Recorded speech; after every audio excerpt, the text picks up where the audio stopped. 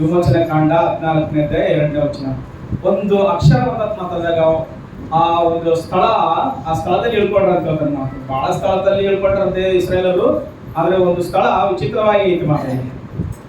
ಯೆಹೋವನು ವಿಮೋಚನೆ ಕಾಂಡ 14ನೇ 1-2 ವಚನ ನೋಡ್ತೀವಿ. ಯೆಹೋವನು ಮೋಶೆಗೆ, ಇಸ್ರಾಯೇಲರು ಅಡ್ಡ ತಿರುಗಿ ಪಿಹಹೀರೋತಿನ ಪೂರ್ವ ಕಡೆಯಲ್ಲಿ ಮಿಗ್ದೋಲಿಗೂ ಸಮುದ್ರಕ್ಕೂ ನಡುವೆ ಬಾಳ್ ಫೋನಿಗೆ ಎದುರಾಗಿ ಇಳಕೊಳ್ಳಬೇಕೆಂದು ಅವರಿಗೆ ಆಜ್ಞಾಪಿಸು ಅಂತ ಹೇಳ. ಏನ್ ಫೋನು? ಅದಕ್ಕೋಸ್ಕರ ಎಲ್ಲ ಹೋದ್ರೆ ಅಂತ ಹೇಳ್ತೀವಿ. ನೋಕೆ, ಓಪೋ, ಇನ್ಯಾವು, ರೆಡ್ಮಿ, A1, ಐಪೇ ಅಂದ್ರೆ ಏನ್ ಹೆಸರದು? ಸ್ವಲ್ಪ ಹೋದ್ರಿ. ಬಾಳ್ಚೆ ಫೋನಿಗೆ ಎದುರಾಗಿ ಇಳ್ಕೊಳ್ಬೇಕೆಂದು ಅವರಿಗೆ ಆಜ್ಞಾಪಿಸುವ ಮಾತು.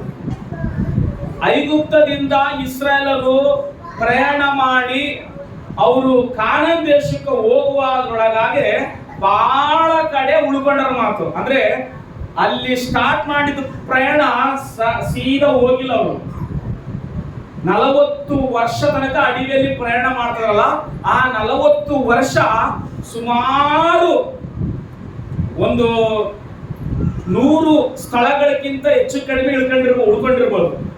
ಅವ್ರ ಪ್ರಯಾಣ ರಾಮ್ಸಸ್ ನಲ್ಲಿ ಆರಂಭವಾಗೈತಿ. ಸುಕೋತಿ ಬಂದರ, ಎತಿಮಿ ಬಂದರ, ಎತಿಮ್ಲಿಂಚ ಬಾಳ್ಚೆ ಫೋನಿಗೆ ಬರುವಾಗ ಅಲ್ಲಿ ಉಳ್ಕೊಳ್ರಿ ಅಂತ ಹೇಳಮ್ಮ ದೇವರು. ಇದೆಲ್ಲ ಎಲ್ಲಿ ಬರ್ತದೆ ಅಂದ್ರೆ, ನೀವು ಅರಣ್ಯ ಕಾಂಡ 33ನೇ ಅಧ್ಯಾಯದಲ್ಲಿ ಲೀಸ್ಟ್ ಬರ್ತದ ಮಾತಲ್ಲಿ ನೋಡ್ರಿ. ನಿಮ್ಗೋಸ್ಕರ ಓದುತ್ತೆ, ನೆನಪು ಮಾಡಿಕೊಡ್ರಿ. ಅರಣ್ಯ ಕಾಂಡ 33 ಅಧ್ಯಾಯದಲ್ಲಿ 5ನೇ ವಚನದಲ್ಲಿ ಸ್ಟಾರ್ಟ್ ಆದ ಮಾತು. 33:5 ಇಸ್ರಾಯೇಲರು ರಮ್ಸೇಸ್ನಿಂದ ಹೊರಟು ಸುಕೇತಿನಲ್ಲಿ ಇಳಿದುಕೊಂಡ್ರು. ಸುಕೇತಿನಿಂದ ಹೊರಟು ಅರಣ್ಯದಲ್ಲಿ ಅಂಚಿನಲ್ಲಿರುವ ಎತೇಮಿನಲ್ಲಿ ಇಳಿದುಕೊಂಡ್ರು. ಎತೇಮಿನಿಂದ ಹೊರಟು ಬಾಳ್ಚೆಯ ಫೋನಿಗೆ ಎದುರಾಗಿರುವ ಪಿಹಹೀರೋತಿನಲ್ಲಿ ತಿರುಗಿಕೊಂಡು ಮಿಗ್ದೋಲನ ಮೂಡಲಲ್ಲಿ ಇಳಿದುಕೊಂಡ್ರು. ಪಿಹಹೀರೋತಿನಿಂದ ಹೊರಟು ಸಮುದ್ರದ ಮಧ್ಯದಲ್ಲಿ ನಡೆದು ಅರಣ್ಯಕ್ಕೆ ಬಂದರು. ಎತೇಮಿನಲ್ಲಿ ಅರಣ್ಯದಲ್ಲಿ 3 ದಿನ ಪ್ರಯಾಣ ಮಾಡಿ ಮಾರ ಎಂಬ ಸ್ಥಳದಲ್ಲಿ ಇಳಿದುಕೊಂಡ್ರು. ಮಾರದಿಂದ ಹೊರಟು ಎಲೇಮಿಗೆ ಬಂದರು. ಅಲ್ಲಿ 12 ನೀರಿನ ಹೊರತುಗಳು 70 ಖರ್ಜೂರದ ಮರಗಳಿದ್ದರಿಂದ ಅಲ್ಲಿ ಇಳಿದುಕೊಂಡ್ರು. ಇಲ್ಲಿ ಟೋಟಲ್ ಅದು 49 ವಚನ ಬರೆದನ. ಎಲ್ಲ ತಲೆ ಇಳಿದುಕೊಂಡ್ರು ಅಂತ ಬರೆದ ಮಾತು. ಈ ಬಾಳ್ಚೆ ಫೋನಿನ ಕೂಡ ಇಳಿದುಕೊಂಡ್ರೆ ಹೊಸದೇನಲ್ಲ, ಅದು ಒಂದು ಸ್ಥಳ, ಅದೊಂದು ಊರು, ಅದೊಂದು ಜಾಗ ಮಾತು. ಅದಕ್ಕೊಂದು ಹೆಸರು ಬಾಳ್ಚೆ ಫೋನ್. ಎಲ್ಲರೂ ಸರಿ.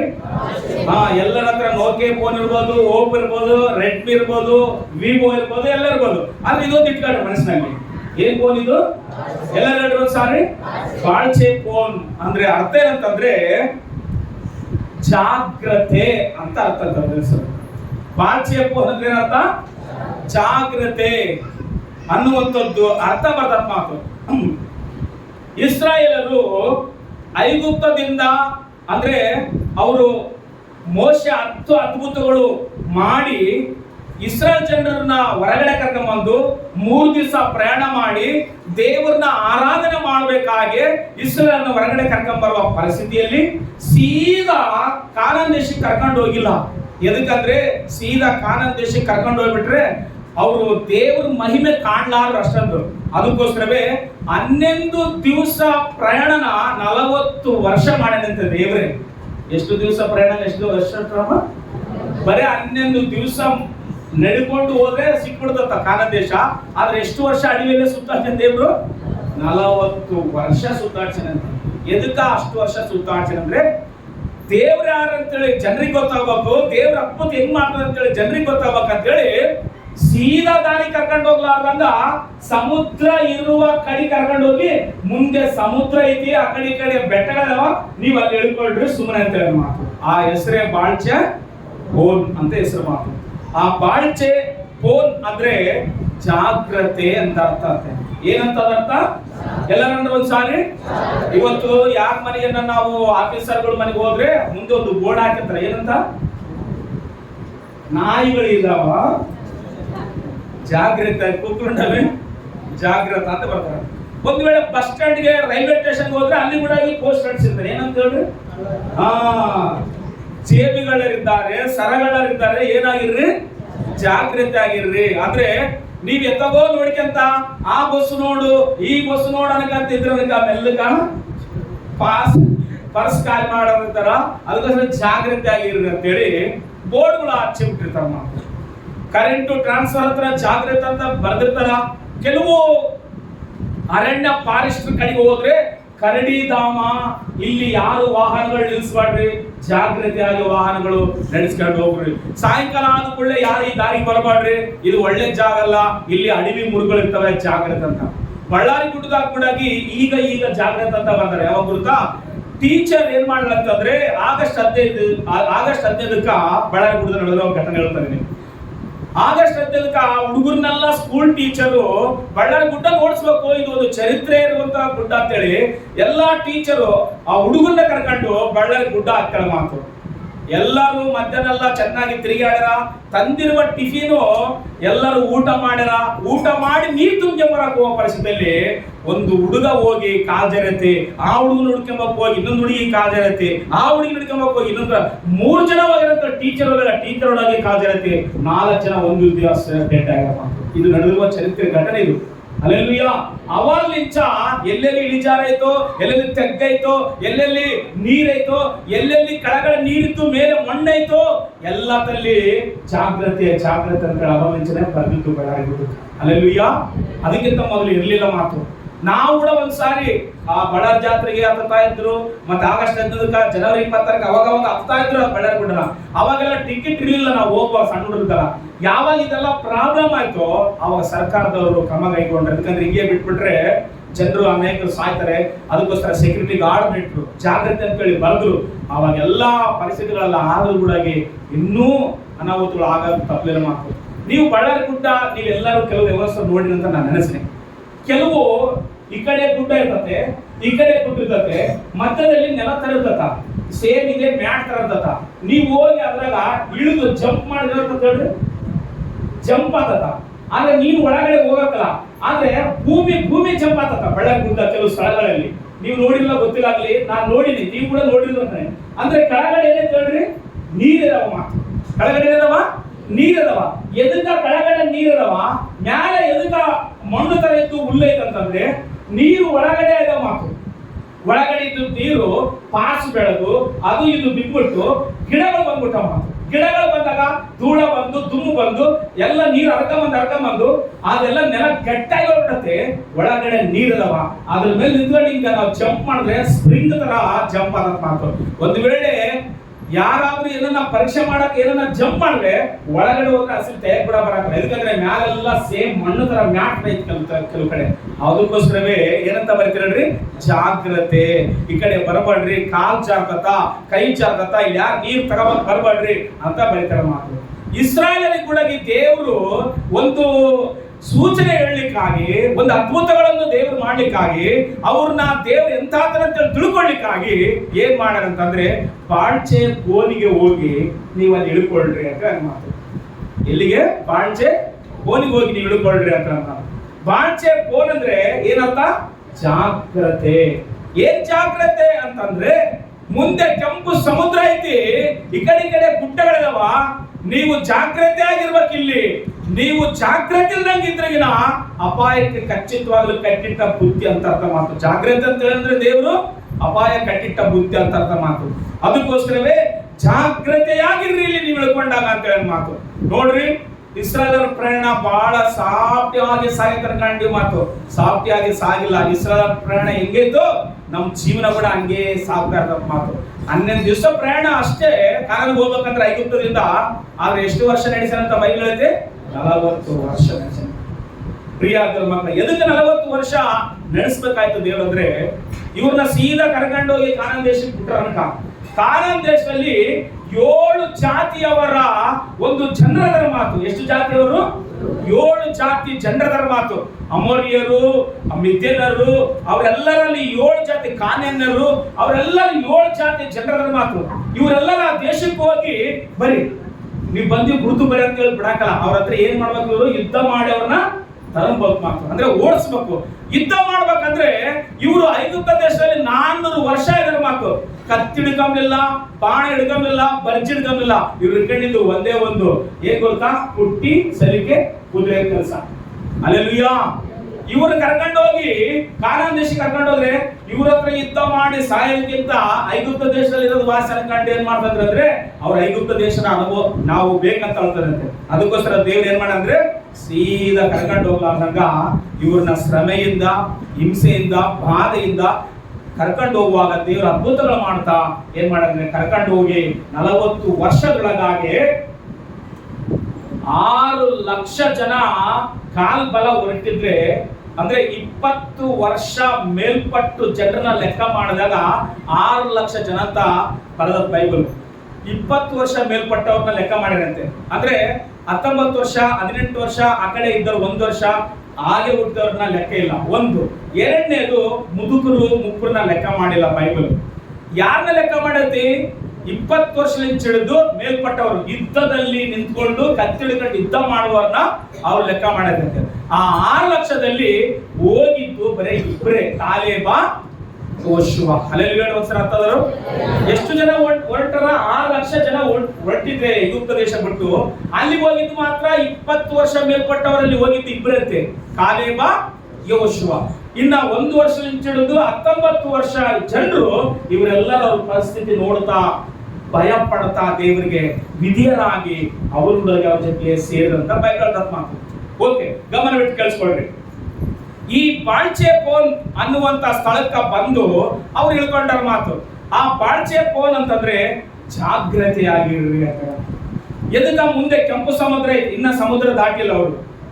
ಆ ಕಡೆ ಗುಡ್ಡಗಳಿದಾವ, ಈ ಕಡೆ ಗುಡ್ಡಗಳಿದಾವ. ಅವ್ರ ಎಕ್ಕಡಿಗೆ ಹೋಗಕ್ ಕೂಡ ದಾರಿಲ್ಲ. ಹಿಂದೆ ಏನ್ ಬರ್ತದ ಗೊತ್ತಾ? ಫರೋಹನ ಸೈನ್ಯ ಬರ್ತದ ಅಂತ ಹೇಳ್ತಕ್ಕ ಬೈಬಲ್. ಅದಕ್ಕೋಸ್ಕರವೇ ಇಲ್ಲಿ ಇಳ್ಕೊಂಡ್ರಿ ನೀವು ನಾವು ಇಲ್ಲೇ ಸೆಟ್ಲ್ ಆಗ್ತೀವಿ, ಇಲ್ಲೇ ನಾವು ಹ್ಯಾಪಿಯಾಗಿ ಇರ್ತೀವಿ ಅಂತ ಅನ್ಕೋಬೇಡ್ರಿ. ನೀವು ಇಲ್ಲಿ ಜಾಗ್ರತೆಯಾಗಿ ಇರಂತ ಮಾತು ದೇವರು. ನಮಗೆ ಕೂಡ ಅನೇಕ ಸಾರಿ ಜಾಗ್ರತೆಯಾಗಿರಂತ ಹೇಳ್ತಾನೆ ಮಾತು ದೇವರು. ಏನಾಗಿರಂತ ಹೇಳ್ತಾರೆ? ನಮ್ಮೊಳಗೆ ಜಾಗ್ರತೆಯಾಗಿರಂತ ಮಾತು. ನೋಡ್ರಿ, ಯಾವ್ದ್ಯಾವ್ದ್ರಲ್ಲಿ ಜಾಗ್ರತೆಯಾಗಿ ಇರ್ಬೇಕಂತ ಹೇಳಿ ಬೈಬಲ್ ಅಲ್ಲಿ 1-2-3 ವಚನ ಓದಿ ಪ್ರಾರ್ಥನೆ ಮಾಡಿ ಎಲ್ಲರ ಗಮನವಿಟ್ಟು ಕೇಳಿಸ್ಕೊಳ್ರಿ. ಈ ಇಸ್ರಾಯೇಲರನ್ನ ಐಗುಪ್ತದಿಂದ ಕಾನಾನ್ ದೇಶಕ್ಕೆ ಕರ್ಕೊಂಡು ಹೋಗ್ಲಿಕ್ಕಾಗಿ ಅನೇಕ ಕಡೆ ಏನ್ ಮಾಡೋಣ, ದೇವರು ಅವ್ರನ್ನ ರನ್ನಿಂಗ್ ರೇಸ್ ಮಾಡಿಸಿಲ್ಲ. ಸ್ವಲ್ಪ ದಿನ ನಡೆದಾರ, ಅಲ್ಲಿ ಉಳ್ಕೊಂಡಾರ, ಅಲ್ಲಿ ಗುಡಾರ ಹಾಕ್ತಾರ, ಅಲ್ಲೇ ಮಹಿಮೆ ಇರ್ತತ, ಅಲ್ಲಿ ಸ್ವಲ್ಪ ದಿನ ಇರ್ತಾರ. ಕೆಲವು ಸಾರಿ 1 ದಿನ ಇರ್ಬೋದು, ಕೆಲವು ಸಾರಿ ವಾರ ಇರ್ಬೋದು, ಕೆಲವು ಸಾರಿ ತಿಂಗಳು ಇರ್ಬೋದು, ಕೆಲವು ಸಾರಿ ವರ್ಷನ ಗಟ್ಟಲೆ ಉಳ್ಕೊಂಡಾರಂತೆ. ಹಲ್ಲೆಲೂಯಾ. ಆದ್ರೆ ಅವ್ರ ಪ್ರಯಾಣವೆಲ್ಲ ದೇವರೇ ಅವ್ರ ಸಂಗಡ ಇದ್ದು ನಡೆಸೋಣ. ಹೆಂಗ ದೇವ್ರ ಇದ್ದು ನಡೆಸೋಣ ಅಂತಂದ್ರೆ, ನೀವು ಓದಿರೋ ಭಾಗ ಐತಲ್ಲ, ವಿಮೋಚನ ಕಾಂಡ 14-1-2 ಓದಿರಲ್ಲ, ಮೇಲೆ ಓದ್ರು. ಮತ್ತೆ ದೇವ್ರು ಹೆಂಗ ಹಿಂಬಾಲಿಸೋಣ ಅಂತ ಹೇಳಿ ಬರೋದ್ ಮಾತು. ಮೇಲೆ ಓದ್ರಿ, 14ನೇ ಓದಿರಲ್ಲಪ್ಪ, ಮೇಲೆ ಓದ್ರಿ, 21-22 ಓದ್ರಿ, ಮೇಲೆ ಓದ್ರಿ.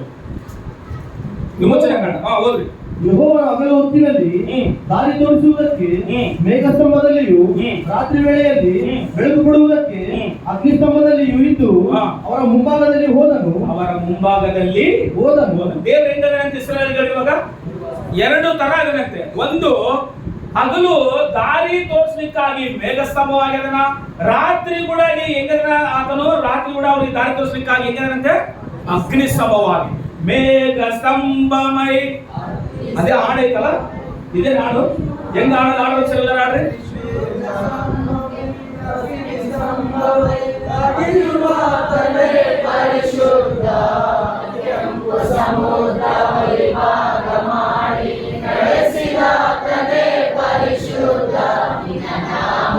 ಎಷ್ಟೊಂದು ಮಧುರ ನಿನ್ನ ವಾಕ್ಯವೇ ನನ್ನ ಆಯುಧ, ನಿನ್ನ ನಾಮವು ಎಷ್ಟೊಂದು ಮಧುರ, ನಿನ್ನ ನಾಮವೇ ನನ್ನ ಆಶ್ರಯ.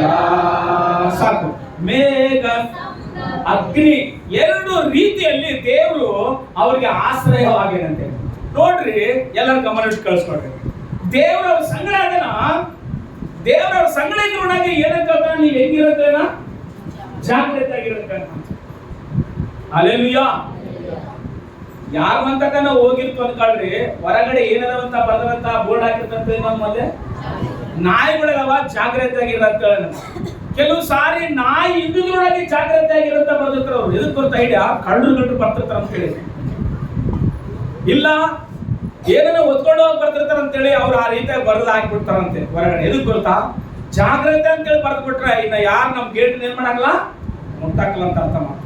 ನೋಡ್ರಿ, ಬಾಳ್ಚೆ ಫೋನಿಗೆ ಇಸ್ರಾಯೇಲ್ ಜನರನ್ನ ದೇವರೇ ಉಳುಕ ಅಂತ ಹೇಳಿ ಆ ಸ್ಥಳದಲ್ಲಿ ಜಾಗ್ರತೆ ಆಗಿರಂತ ಎದಕ್ಕಂತಂದ್ರೆ, ನೀವು ನಾನು ಮಾಡುವ ಕಾರ್ಯ ನೋಡ ತನಕ ಶತ್ರುಗಳಿಗಾಗ್ಲಿ, ಮುಂದೆ ಇರುವ ಕೆಂಪು ಸಮುದ್ರಕ್ಕಾಗ್ಲಿ, ಸುತ್ತಮುತ್ತಲಿರುವ ಬೆಟ್ಟ ಗುಡ್ಡಗಳಲ್ಲಿರುವಂತಹ ಅಡವಿ ಮೃಗಗಳಿಗಾಗ್ಲಿ ನೀವು ಭಯ ಪಡಬೇಡ್ರಿ. ನೀವು ನನ್ನ ಮೇಲೆ ಮನಸ್ಸಿಟ್ಟು ಜಾಗ್ರತೆ ಆಗಿರುತ್ತೆ. ನೀವು ನನ್ನ ಕಡೆಗೆ ಮಾಡಬೇಕು, ನಾನು ಹೇಳುವ ಮಾತು ಕೇಳಬೇಕು, ನೀವು ಜಾಗ್ರತೆ ಆಗಿರ್ಬೇಕು. ನೀವು ಜಾಗ್ರತೆ ಆಗಿದ್ರೆ ನೀವು ಕರೆಕ್ಟ್ ಆಗಿರ್ತೀರಿ, ನಾನು ನಿಮ್ಮನ್ನ ಕರ್ಕೊಂಡು ಹೋಗ್ತಾ ಅಂತೇಳಿ ದೇವರು ಬಾಳ್ಚೆ ಫೋನಿಗೆ ಅನ್ನುವ ಸ್ಥಳಕ್ಕ ಉಳಿಸಿನ ಮಾತು. ದೇವ್ರ ಹೆಂಗಂದ್ರೆ ಅವರಿಂದ ಮೇಘ ಸ್ತಂಭವ, ಅಗ್ನಿ ಸ್ತಂಭವಾಗಿ ಅಂತ ಅಸಲಿ ಆಚಾರ ಅಲ್ವಾ? ಮೇಘ ಸ್ತಂಭ ಅಂದ್ರೆ ಏನು? ವಿಪರೀತವಾಗಿ ಬಿಸಿಲೈತಿ ಇವಾಗ ಅಲ್ಲೇ 39ಕ್ಕೆ ಬಂದಿರ್ಬೋದು ಅಂದ್ಮೇಲೆ ಈ ತಿಂಗಳು ದಾಟ್ರೆ 40, 42 ಬಂದಿರ್ಬೋದು. ಅಂದ್ರೆ ಮೇಘ ಸ್ತಂಭ ಅಂದ್ರೆ ಅರ್ಥ ಗೊತ್ತಾ? ಎಲ್ಲ ಗಮನ ಕಳ್ಕೊಳ್ಳಿ. ನಾವು ಇವಾಗ ಗಾಡಿಗಳಲ್ಲಿ ಹೋಗ್ತೀವಿ, ಆಟೋಗಳಲ್ಲಿ ಹೋಗ್ತೀವಿ, ಬಸ್ಗಳಲ್ಲಿ ಹೋಗ್ತೀವಿ, ಇಲ್ಲ ಟ್ರೈನ್ಗಳಲ್ಲಿ ಹೋಗ್ತೀವಿ, ಇಲ್ಲ ಜಾಸ್ತಿ ಶ್ರೀಮಂತರಾದ್ರೆ ಏರ್ಪ್ಲೇನ್ ಅಲ್ಲಿ ಹೋಗ್ತೀವಿ, ಹಡಗುಗಳಲ್ಲಿ ನಮ್ಮ ಪ್ರಯಾಣ ಐತೆ. ಆಗಿನ ಕಾಲದಲ್ಲಿ ಯಾವ ವಾಹನಗಳು ಇರಲಿಲ್ಲ. ಕತ್ತೆ ಮೇಲೆ ಪ್ರಯಾಣ ಮಾಡಬೇಕು, ಕುದುರೆ ಮೇಲೆ ಪ್ರಯಾಣ ಮಾಡಬೇಕು, ಒಂಟೆ ಮೇಲೆ ಪ್ರಯಾಣ ಮಾಡಬೇಕು, ರಥದಲ್ಲಿ ಪ್ರಯಾಣ ಮಾಡಬೇಕು. ಇದು ಪ್ರಯಾಣ ಆಗಿನ ಕಾಲದಲ್ಲಿ. ಅವರು ಇದ್ದಂತವ್ರು ಮಾತು ರಾಜರು ಏನು ಇಲ್ದಿದ್ದರು ಕಾಲ್ನಡಿಗೆಯಿಂದ ಪ್ರಯಾಣ ಮಾಡಬೇಕು. ಇವಾಗ 6 ಲಕ್ಷ ಜನಕ್ಕೆ ಎಲ್ದರ್ಕಿ ಕುದುರೆ, ರಥ ಅವೆಲ್ಲವೂ ಎಲ್ದರಕ್ಕಾಗಲ್ಲ. ಇವರೆಲ್ಲ ಹೆಂಗ್ ಹೋಗ್ಬೇಕು ಹೇಳ್ರಿ? ಲೆಫ್ಟ್ ರೈಟ್ ಅಂತ ನಡ್ಕೊಂತ ಹೋಗ್ಬೇಕು. ಈ ನಡ್ಕೊಂತ ಹೋಗೋ ಪರಿಸ್ಥಿತಿಯಲ್ಲಿ ಎಲ್ಲಿ ಗಿಡಗಳಿಲ್ಲ, ಎಲ್ಲಿ ನದಿಗಳಿಲ್ಲ, ಎಲ್ಲಿ ನೀರಿಲ್ಲ, ಎಲ್ಲಿ ನೆರಳಿಲ್ಲ. ಅದಕ್ಕೋಸ್ಕರವೇ ದೇವರು ಬಿಸಿಲಿಗೆ ಮೇಘಗಳನ್ನು ಕಳಿಸಿ ಅವರಿಗೆ ಮೇಘ ಸ್ಥಳವಾಗಿತ್ತು, ನೆರಳು ಕೊಟ್ಟು ನನ್ನ ಮಕ್ಕಳು ಅದು ಮೇಘ ಸ್ತಂಭ. ಅಲ್ಲೆಲ್ಲಾ ಅರ್ಥ ಆಯ್ತಾ? ಇವಾಗ ಬಿಸಿಲಾಗ ಇವಾಗ ಕೆಲಸ ಮಾಡಿದ್ರಂತ ಸ್ವಲ್ಪ ಮಾಡ ಆಗ್ಬಿಟ್ರಿ ಯಪ್ಪ ಹಿಂಗೆ ಇರ್ತಾರ ಎಷ್ಟು ತಕಣ ಸಾಯಂಕಾಲ ತಕ್ಕ ಹಿಂಗೆ ನಳ್ಳಿರ್ಲಪ್ಪ ದೇಹ ನೆರಳನ್ನ ಕಲಿಸುತ್ತ. ಅಲ್ಲೆಲ್ಲಾ 6 ಲಕ್ಷ ಜನಕ್ಕೆ ಎಲ್ರಿ ಛತ್ರಿಗೆ ತರದು. ಅದಕ್ಕೋಸ್ಕರ ದೇವ್ರ ಏನ್ ಮಾಡಿದ್ರೆ, ದೇವರೇ ಸೂರ್ಯನಿಗೆ ಮೇಘವಾಗಿ ಬಂದ ಕೆಳಗಡೆ ಓದಿರೋದು ನನ್ನ ಮಕ್ಕಳು, ಕೆಳಗಡೆ ಓದಿರೋದು ನಾನು ಆಸ್ಕೊಂಡಿರೋ ಪ್ರಜೆಗಳು. ಅದಕ್ಕೋಸ್ಕರ ಅವರಿಗೆ ಬಿಸಿಲು ತಗದ್ರೆ ಅವ್ರ ಪ್ರಾಣ ದಾಟಕ್ಕಾಗಲ್ಲ. ಅದಕ್ಕೋಸ್ಕರ ದೇವರ ಏನಾಗ್ಯಾರಂತೆ? ಮೇಘ ಸ್ತಂಭ. ಒಂದು. ಎರಡನೇದು ಏನ್ ಸ್ತಂಭ? ಎರಡನೇದು ಸ್ತಂಭ ಅಗ್ನಿ ಸ್ತಂಭವಾಗದಂತೆ. ಇವಾಗ ನೋಡ್ರಿ, ಇದೊಂದು ಕಂಬ, ಅದೊಂದು ಕಂಬ, ಇವೆಲ್ಲ ಕಾಲ ಮತ್ತು ದೇವ್ರು ರಾತ್ರಿ ಹೊತ್ತಲೆ ಮುಂಜಾನೆ ಹೊತ್ತಲೆ ಅಗ್ನಿ ಸ್ತಂಭ ಎಲ್ಲಿರ್ತಾನ? ಮೇಲೆ ಇರ್ತಾನಂತೆ. ಎಲ್ಲಿರ್ತಾನೆ ಹೇಳ್ರಿ? ಮೇಲೆ ಇರ್ತಾನ. ಮಾತು ಬಿಸಿಲಿದ್ರು ಏನಿದ್ರು ಏನು ಅವ್ರಿಗೆ ಟೆನ್ಷನ್ ಇಲ್ಲ. ಯಾಕಂದ್ರೆ ಮೇಘ ಇರ್ತಾವಲ್ಲ, ಎಲ್ಲರೂ ಹುಡುಗರು, ಸಣ್ಣರು, ದೊಡ್ಡರು, ಮುಗರು ಎಲ್ಲರೂ ಆರಾಮಾಗಿ ನಡ್ಕೊಂಡು ಹೋಗ್ತಾರಂತೆ. ಆ ನೆಲ ಎದ್ದು ಗೊತ್ತಾ? ಎಲ್ಲ ಉಸ್ಕಿನ ನೆಲ ಇರುತ್ತೆ ಅಲ್ಲೆಲ್ಲ. ಅದಕ್ಕೋಸ್ಕರವೇ ಬೈಬಲ್ ಹೇಳ್ತತೆ ಅವ್ರಿಗೆ 70 ಖರ್ಜೂರದ ಮರಗಳು ಸಿಕ್ಕು, ನೀರಿನ ಒರತೆಗಳು ಸಿಕ್ಕು ಅಂತ ಬರುತ್ತೆ. ಅಲ್ಲಿ ಹುಡುಕಾಡಂತ ಬರುತ್ತೆ. ಎದಕ್ಕಂದ್ರೆ ಅದು ಅಷ್ಟೊಂದು ಅದೇ ಒಂದು ಅದೃಷ್ಟ ಅಂತ ಅವ್ರಿಗೆ. ಎದಕ್ಕಂದ್ರೆ ಎಲ್ಲಿ ಕೂಡ ತಿನ್ಲಿಕ್ಕೆ ಆಹಾರ ಆಗ್ಲಿ, ನೀರಾಗ್ಲಿಲ್ಲ. ಅದಕ್ಕೋಸ್ಕರ ಮೋಶೆ ಹತ್ರ ಬಂದು ಏನ್ ಕೇಳ, ನಮ್ಗೆ ಏನ್ ಕೊಡೋದು? ಕುಡಿಯಾಕ ನೀರು ಕೂಡ. ಮೋಶೆಗೆ ದೇವರ ಹತ್ರ ಪ್ರಾರ್ಥನೆ ಮಾಡ, ಮೋಶೆ ಕೈಯಲ್ಲಿ ಕೋತಾಂಡೋಗಿ ಆ ಬಂಡೆನ ಒಡೆದ್ಕೊಂಡೆ ಬಂಡೆ ಸೀಳಿದಾಗ ತೀರ್ಚಿದ ನನ್ನ ದೇವರು. ಅಲ್ಲೆಲ್ಲೂಯ್ಯ. ಅಷ್ಟು ಸರ್ವಶಕ್ತನಾದ ದೇವರು. ಹಗಲು ಮೇಘ ಸ್ತಂಭವಾಗಿ ಮೇಲೆ, ರಾತ್ರಿ ಅಗ್ನಿ ಸ್ತಂಭವಾಗಿ ಭೂಮಿಗೂ ಆಕಾಶಕ್ಕೂ ಏಕವಾಗಿ ನಿಂತ್ಕೊಳ್ಳತಂತ ಸ್ತಂಭ. ಅಲ್ಲೆಲ್ಲೂಯ್ಯ. ಎದಕ್ಕ ಅಗ್ನಿ ಸ್ತಂಭವಾಗಿ ಅಂತಂದ್ರೆ 6 ಲಕ್ಷ ಜನ ಒಂಥರ ಉಳ್ಕೊಂಡ್ರಂಕ. ಎಲ್ರಿ ಜನರೇಟರ್ ಕರೆಂಟ್ ಎಲ್ಲಿ ತರಬೇಕು? ಕೇಬಲ್ ಎಲ್ಲಿ ಫೋನ್ ಮಾಡಿ ಕಳಿಸಿ? ಅವಾಗ ಕರೆಂಟೇ ಇರ್ಲಿಲ್ಲ. ರಾತ್ರಿ ಹೊತ್ತಿಗೆ ಜನ ಉಳ್ಕೊಂಡ್ರೆ ಕಾಡು ಮೃಗಗಳು, ಕಾಡು ಪ್ರಾಣಿಗಳು, ಅನಾಕೊಂಡಗಳು, ಹಾವುಗಳು, ಚೇಳುಗಳು ಏನೆಲ್ಲ ಬಂದವ್ರನ್ನ ನಾಶ ಮಾಡ್ಬೋದು.